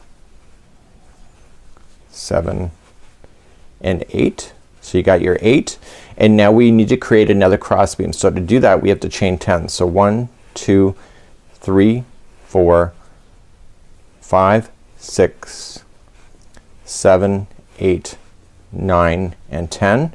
And what I like to do is that I count backward in the beginning when I'm learning this. Count back to the 8th one. So start at the first one all the way back over here. So 1, 2, 3, 4, 5, 6, 7, and 8. Sometimes it's easier to count backward than it is to count forward to skip over the 10 that you had to. And you're gonna single crochet into that one plus all of the rest. So there's gonna be 8 in a row. So this is 2, and 3, 4, 5, 6, 7, and 8, and you're all the way back. So let's turn our work and continue. So you'll see that this cross beam is not as thick as this one because we have to go across it twice. So we have to chain 10 first, and then we're gonna come back and finish it. So we chain up 1, the first 8 again, it will always be 8, is just single crochet. So 1, 2, 3, 4, 5, 6, 7, and 8. Now the next 10 will all be slip stitches into this chain. So starting in the first chain, just through and through. Okay, go to the next chain, and I like to count those as I was doing it. So this is 2, and we keep doing that. So 3, it's 4, it's 5, 6, 7, 8, 9, and 10. And then you're all the way back.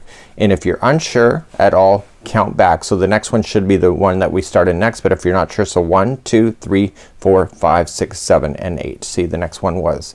So then you just finish it off. So just the last 8. So 1 as single crochets, 2, 3, 4, 5, 6, 7, and 8. So turn your work.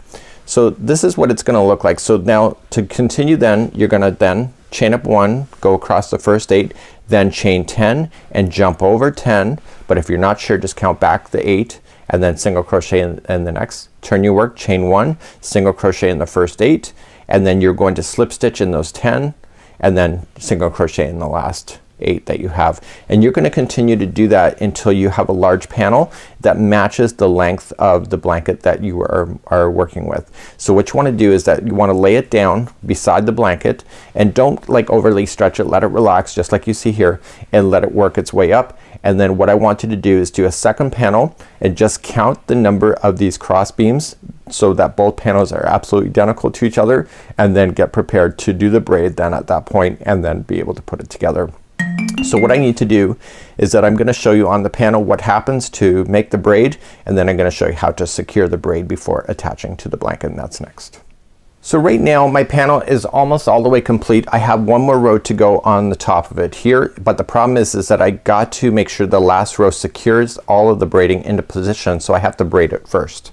So what I have to do is that I have to start at the bottom. So take this hand here and come and turn it over and grab the first bar.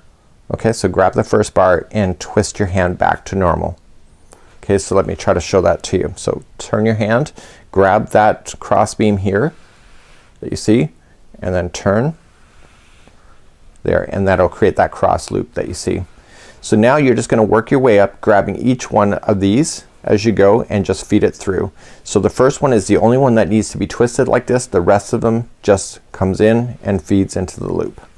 And just pull snug on it as you go, and just keep working your way all the way up your panel. This is fun. I love doing this. It doesn't last very long. It's a quick process, and I love this part of doing Jacob's ladder and these kind of step ladder ideas.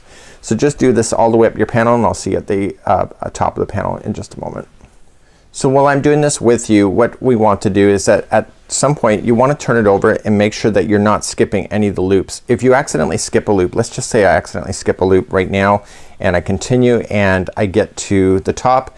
If I accidentally skip a loop, you're gonna see it on the back right here. Do you see that? So you want to make sure that you're not skipping any loops. I've done actual projects like that where I've skipped a loop during tutorial filming, and then I turned it over and then I was horrified. So make sure that you don't skip any of these loops going all the way to the top, and just occasionally just check it on the back and make sure that it's nice and closed at the back as well, so that you don't skip anything. So just continue along, and I will see you at the top of this panel. So I'm getting close to the top of the panel, and I'm just coming to my last set here that I have, and that's it. So I have no more loops left to go into. I have checked the back end to make sure that there's nothing hanging. I have some loose ends, of course, when I was changing over yarn as well. I get rid of that. I bury my yarn as I go, so I'm good to cut right down to the wick. So let's turn it over, and now we're gonna finish the very last row, and they say to put something here to stop it from coming apart, but it really doesn't, so I wouldn't worry about trying to scramble to find anything. So what we're gonna do is that we're going to do our last pass across, and so we chain up 1 and we're going to single crochet in the first 8 like we had been all along. So 1 and 2, 3, 4, 5, 6, 7 and 8. Now you've run into the braid. So in the very last loop here I want you to put 3 single crochets right into that loop itself. So go right into the loop and go 1, 2 and 3 into that loop, and then coming back, and if you're not sure just count it back. So 1, 2, 3, 4, 5, 6, 7 and 8. Go to the 8th one that's back and single crochet the final 8. So 1, 2 and 3. This is 4, 5, 6, 7 and 8. So that's it. You're just gonna fasten off now, weaving your ends, and so this will never come out on you because you've just single crocheted across and you single crocheted right into the top of the loop, which will hold it permanently into position from now and forever. Okay, so just let's keep moving. So do both panels like this, and then once you get satisfied that they're both the same length, and the next part of this tutorial I'm gonna show you how to whip stitch this to your project. So the next part of today's tutorial is that we're going to sew the panel to the main section here. I've already done one side. So we have to turn it up so that the surface overlay is facing up. It's the right side facing up, and the braid here is facing up at the same time. So you want to make sure everything is in line, so don't put it so that the braid will be on the underside of the blanket. So what we want to do is that we want to stretch this out, and we want to lay down our panel so that it matches the end of here and the end of the other side. So what I'm going to recommend for you is that you're going to get some spare yarn, and that spare yarn is just going to be a stitch marker for you to be able to hold the stitches in the ends just like here. So let me get that for you next. So what we want to pay attention to first is that if this is your first one, just make sure you commit to the angle of the braid. So the braid was twisted here and then looped in. So when I go to start this one here, because it's on the same side, I want to make sure that the braid is also facing in the same direction. So the base one should be the one that's twisting and then braiding up into the rest. So using some spare yarn, because you would have had some from your tail ends, is that I want you to secure the end of this. So just go into the very last stitch here, and I want you to get to the very corner that you can find over here on this other blanket here, and I want you just to pull yarn through and just lock it into position. This will come out, so just pull through like so. So this will hold it to the end of here. So the goal is that you can move then to the other side, and you want to keep an eye on those as well. So let's lay this blanket down. I know that they already match off camera anyway, but I want to make sure that I'm just attaching this. So when you go to sew these into position, because these are attached at the end, it kind of keeps an idea, because if somehow that it's starting to buckle up on you because you're running out of stitches or whatever, you're gonna notice right away because you've got it secured on both sides. So it's just an extra precaution thing, and it just makes your life a lot easier. So when you go to stretch this out completely, what should happen, I know my table's small, but this whole panel should match each other as you work your way down the row. So let's now grab our yarn, and you want to make sure it's the same color as this panel here, and you want to make sure that it's almost not really a double length of what you see here, but pretty close to it, and you just want to grab an extra long section so that you can just do one strand going all the way across. When you first start, it's a lot of strands to be able to pull through, but once you get going, it's a lot easier as well. So you're gonna take that strand and you're going to feed it through a darning needle just like this, and you're gonna just grab it to the other side, and you're gonna create a slip knot on this side. And what we want to do is that we want to start, and I like to when I use a darning needle, I like to go in this direction for myself. So I'm just gonna go right to where it's attached on the corner, going right in to the blue only. I'm gonna get rid of this white in just a moment, and I'm gonna go to where it's matching on the white on the other side, and just straight across. and I'm gonna pull through. Now what I want to do before I get too crazy about it is that this other loop here, I want to feed it through, and what that's gonna do, it's gonna lock it onto itself and pull it nice and snug, and you can get rid of that stitch marker now because it's now that strand that you just put in is now gonna hold it. So here's my tips I have for you. So you're gonna come back to the blue and you're gonna go straight across to the other one. Now because of the way this yarn is, it does hide it. So see, this is the straggler here. I want you to keep it down on the top of the line, so every time you go through, this yarn will go right up over top of that strand and hide it in underneath. So once you do that, you come back to the blue, move down a little bit. So I'm moving almost every other row in this one here, if you want to look at it from that perspective, and then I just jump straight across into the other one, and then I pull, and I keep a hold of this straggler here for a little bit. So I come down back to the blue, over to the other side. I try to grab at least 2 strands of yarn on the other side, and because it's nice and fluffy, it hides really well. And then I'm gonna let that straggler now, gonna release it from its misery, get rid of it, and I'm gonna keep on going. So the goal is to keep matching each other, and if you see it buckling it anyway, so if one of them starts doing this and you're running out of stitches on the one side, it means that you're being a little bit too conscious. You're rushing one side versus the other. So always keep an eye on the other side as you go to make sure that it's gonna match. So I'm gonna leave the rest of the whip stitching to you, and I'll see you at the end of the whip stitching, and I'll show you how to fasten off your yarn at that time.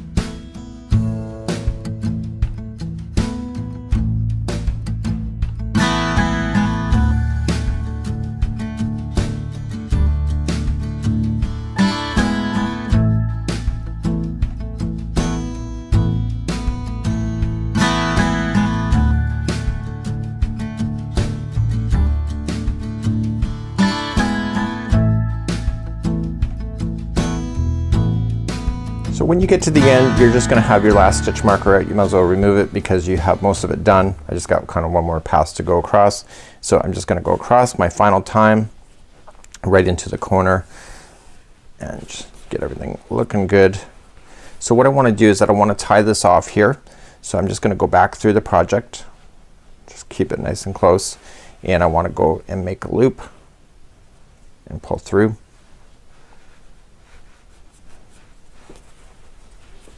And then I want to do that one more time just to make sure that I get it in there.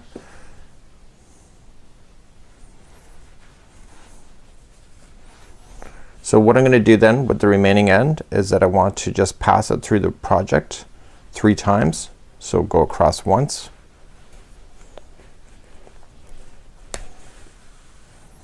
go across twice,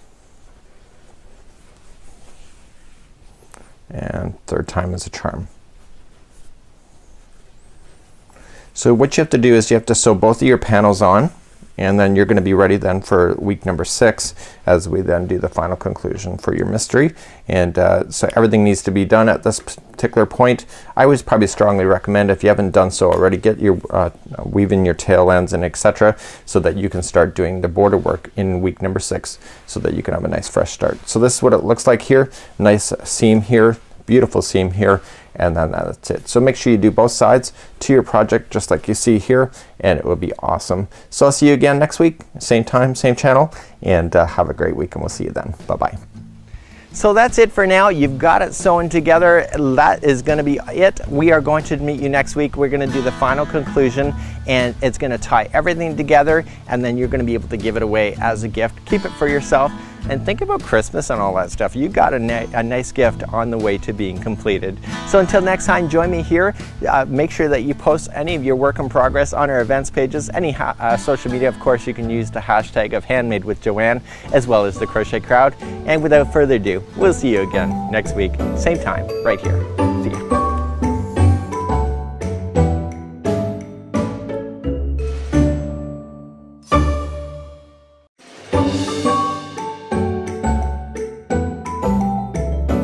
So welcome back to the Crochet Crowd as well as my friends over at Joann.com. This is the final week, the week that says we are completely done. We are going to be wrapping up today's mystery by the end of today's tutorial. So sit back, relax, let's talk a little bit about what you're going to get yourself involved in today, and then you're going to be able to finish and be able to wrap this up and make this a beautiful gift for somebody that you love or just keep for yourself.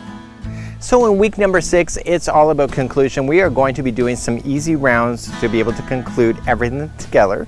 And then we're going to come back and do some surface overlay to give you that even more texture that you're going to love to make this totally amazing in the end. So without further ado, let's stop talking, let's get to the studio and let's get your blanket finished for today.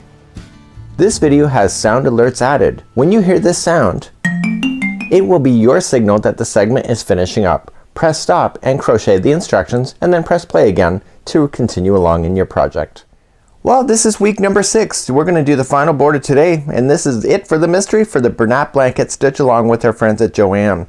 So we have 3 more revolutions to be able to do. We need to go all the way around your afghan. I'm going to show you some tips on that because we don't really have an established round in the first time. But the second 2, they're just easy, just double crochet. And then we're going to do some surface crochet, 1 on each of the 3 levels here. And this is the opposite color to what's underneath. So if we're going to do blue here, it's going to be a white surface overlay. This one here is white, so it's blue surface overlay, and etc. as we go along. So let me just explain a few things here on the blanket, and then we're going to get going with our first round of the border. The first thing that we need to do is that we have to make sure when we go to start to crochet is that the right side is facing up. Okay, so that you see the braid that is in front of you, and then that's the beginning. You're going to go all the way around, and you're going to continue to go around and around 3 times. The nice thing about it is that in the base of this section here, okay, you have actually stitch work, right? Remember those single crochets? And remember in the basket weave as well is that we have stitches there. So those are where your double crochets are going to go. So because we've done single crochet along the side here, you can equally space very easily the double crochet as you work your way down. The nice thing about it also too is that the corners are always the same. There's always going to be 3 double crochets in a corner to turn. So you're going to have it the very first time when we start, we're going to chain up 3, which counts as a double crochet, and then 2 more into the same one, and then we work our way down. So we just work our way across, and then when we get to the other side here on the very final stitch, 3 double crochets, and then work your way across, again picking up the stitches that are already existing and the basket weave and etc. until you get to the other side. So it's actually really quite an easy pattern to be able to follow. So I'm going to start off right here in one of the panels here. Right side is facing up with the braid that I can see, and then we're going to get going. So let's begin to do round number 1. So let's begin to do round number 1. We're going to create a slip knot to begin and put it onto the hook. We're going to go right into a corner, so right into the corner just like so, and we're going to then just pull the yarn through and through for a slip stitch attach. Okay, and we're gonna leave down the straggler on top of the line here so that we can get it lost underneath, and we're gonna chain up 3. So 1, 2, 3, that counts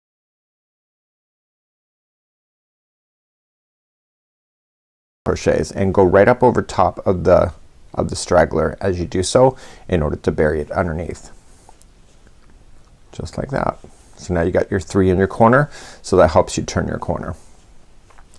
So in this case what we're going to do is we're going to work down the side here and just leaving that down on top. And so because it's single crochet, basically you just go at the end of each row and add in a double crochet as you work your way across. Okay, it'll take a bit of getting used to, so just see, you can just see the next one. It's just right in front of you. So the single crochets make it very, very easy to attach to a side versus doing any other kind of work. So you're just gonna single crochet or double crochet yourself all the way down, and the nice thing about it is that you just kind of follow it as you go. There's no stitch counts to worry about. Just equally space it, but because you're working the side of the row, it will look evenly spaced anyway, just like you see. So I'm gonna keep doing that until I get to the first corner. I'll meet you there to make sure you understand what you're doing there, and then we'll keep on going around. So I'm working my way all the way down. You can see it's nicely equally spaced as we go, and it's because it's just easily working down on the side of the rows that we go on the single crochet braided panels that we've been working on. And we're gonna get right to the very end corner. I got one more to do before I can get there.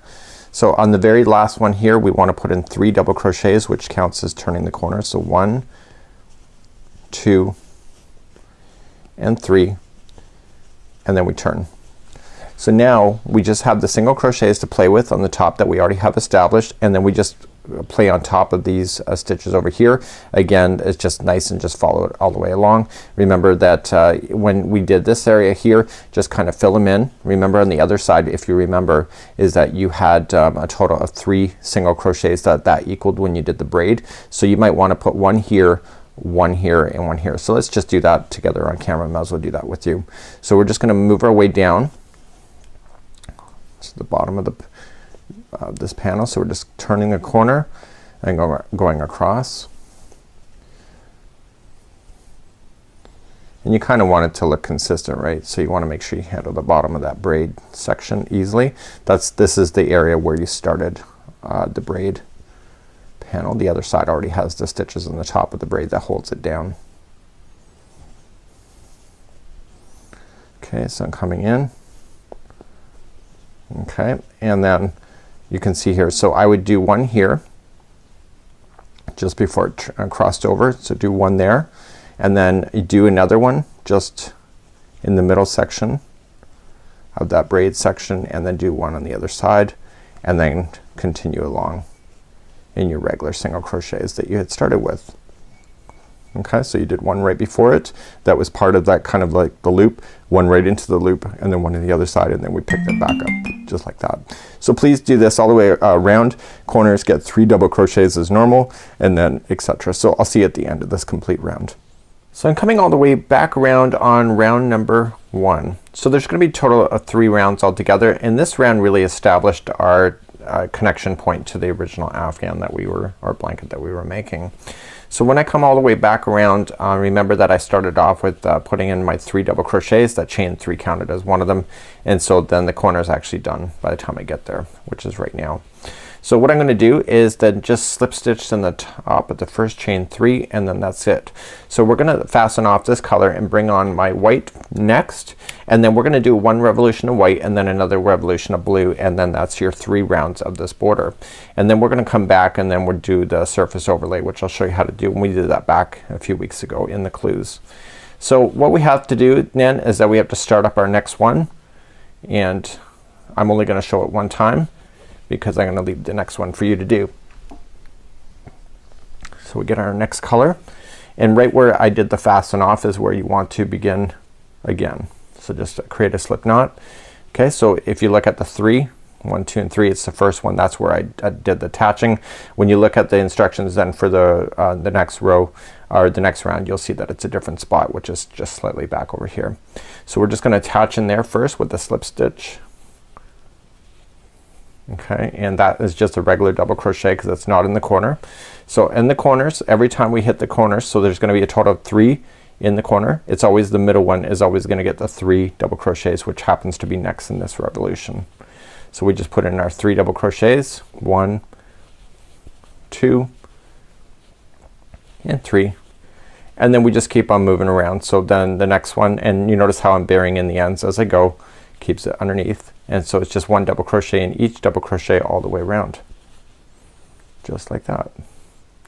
Okay, so the middle one of the 3, when you get to the next corner, what is it gonna be? Okay, it'll be 3 double crochets again, and then keep on moving around. So please do this entire round, and then do 1 more round of this idea, and then we're gonna come back, and then I'm gonna cover the surface overlay. So you'll do this color, you'll fasten off, you'll attach another color, and then another double crochet round. Again, just paying attention to where you are on the corners in order to make that turn perfect. So I'll see you at the end of that, and then we'll start the surface overlay next. So when I last left you, we were doing 3 rounds of the final border. I've already done some surface overlay here with the white. I've already started with the blue, and I'm coming around with the blue, and then I got to do white. So it's the opposite color. Let me turn it over and show you. So on the opposite side, see, we had blue. This dotted line of white is the surface overlay of the white that you see there, and then we have the white here, which is solid, and this dotted blue is the surface overlay here. So you can see it's missing from here because we haven't done it yet. And then we have to do surface overlay then for the final of using white, and I'm gonna show you how to do that next. So what I'll do is I'll show you how to get started and doing this. It's like how we did it in the very beginning, and again, right side is facing up, so make sure that braid is facing up, and we're gonna begin, and I'll show you how to start, and then I'll show you how to end, and we have some tails to get rid of too, and I'll show you how to get rid of that too. So we've already done some surface overlay in this series, and we're just gonna do it one more time, and actually 3 more times if you're just starting the border now. So we're gonna do surface overlay. So you got the 3 layers, and so it's just the opposite color. So it was blue here, so I did a white overlay. This one here is blue because it's a white section here, and this will be white. So we're gonna just choose any one of the posts. It doesn't matter which one you choose, and I'm just gonna go in there and we'll attach it with the slip stitch, and make sure that you leave an extra long tail. That's your key secret right now, and just attach it, and then just chain 1 and single crochet right around that post. Okay, so just pull up a loop. What I would do, use your hook and pull that strand behind. Okay, we're gonna get rid of that later, and then just pull everything nice and snug. So all you're just gonna do is that you're just gonna move to the next post. Okay, so just separate it from the work. So just go in one side, out the other, and single crochet, and you keep doing that all the way around. So even in the corners, just 1 single crochet around each post as you go. So this will keep it lifted off of the project, and now because this is the final one, you'll see that you'll have a lip on the other side, which is okay. That's what we're looking for, right? So you just have to go all the way around like that. So when you come all the way back around, I'm gonna just demonstrate here with the blue. When you come all the way back around, I'm gonna show you how to weave in your tail ends. So we just keep on going, just 1 post gets 1 single crochet, and of course you stop in the post that's right before it, before you hit the where you began.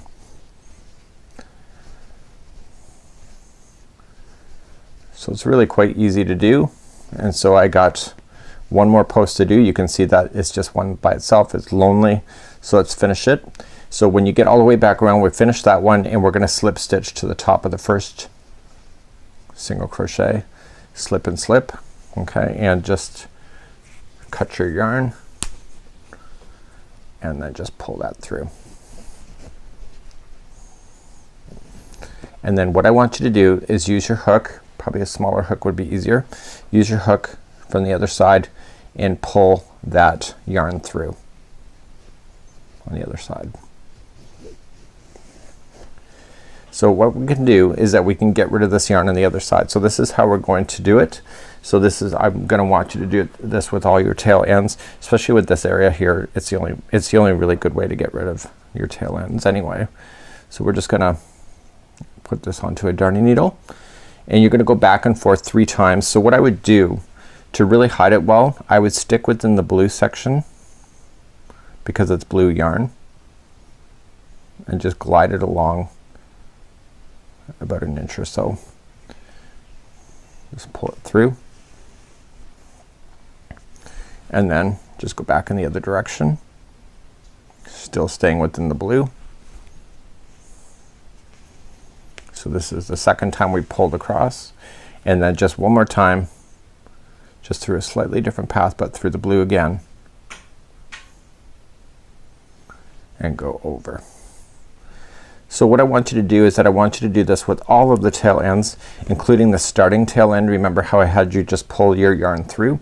So what we'll just do is that we'll take the first yarn that we had started with, okay, and just let's see where it is here. Here it is. So I'll do the same thing then with that yarn strand, just weaving it in and out, and I'll do that the same with all of the strands as I work my way across.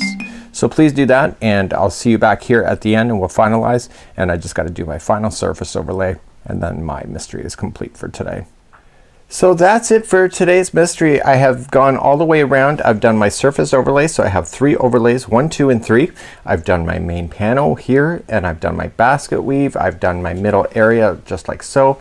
I have done my diamond shape. I have done my middle circle. I am completely done. So I'm actually really quite happy with this. I'm gonna keep it for myself for a nice accessory for my living room, and I am really pleased with this. So thank you so much for joining me on this 6 weeks mystery with our friends over at Joann. So you want to see it? Ta-da!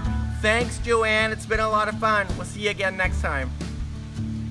So that's it for today. That is your mystery all solved. I hope that you've had a really good time. Of course, don't forget to go over to Joann's Facebook and let them know that you've had a really good time, because it was you last year that actually gives me an opportunity to teach something new for this year. So we never know. If you get lots of great responses, and you never know, might be back next year. So we're going to have some giveaways, and that'll be in the next video from this particular one, and that'll be available through the Crochet Crowd, and we are going to be collecting your photos and creating a whole beautiful gallery of your finished things, and then 3 lucky winners will be selected to receive some free yarn. So until next time, on behalf of Joann.com, thank you, Joann, for this opportunity. Thank you, the Crochet Crowd, and any crocheters that have participated. We have been loving teaching you as well. So until next time, have a good one, and thank you so much.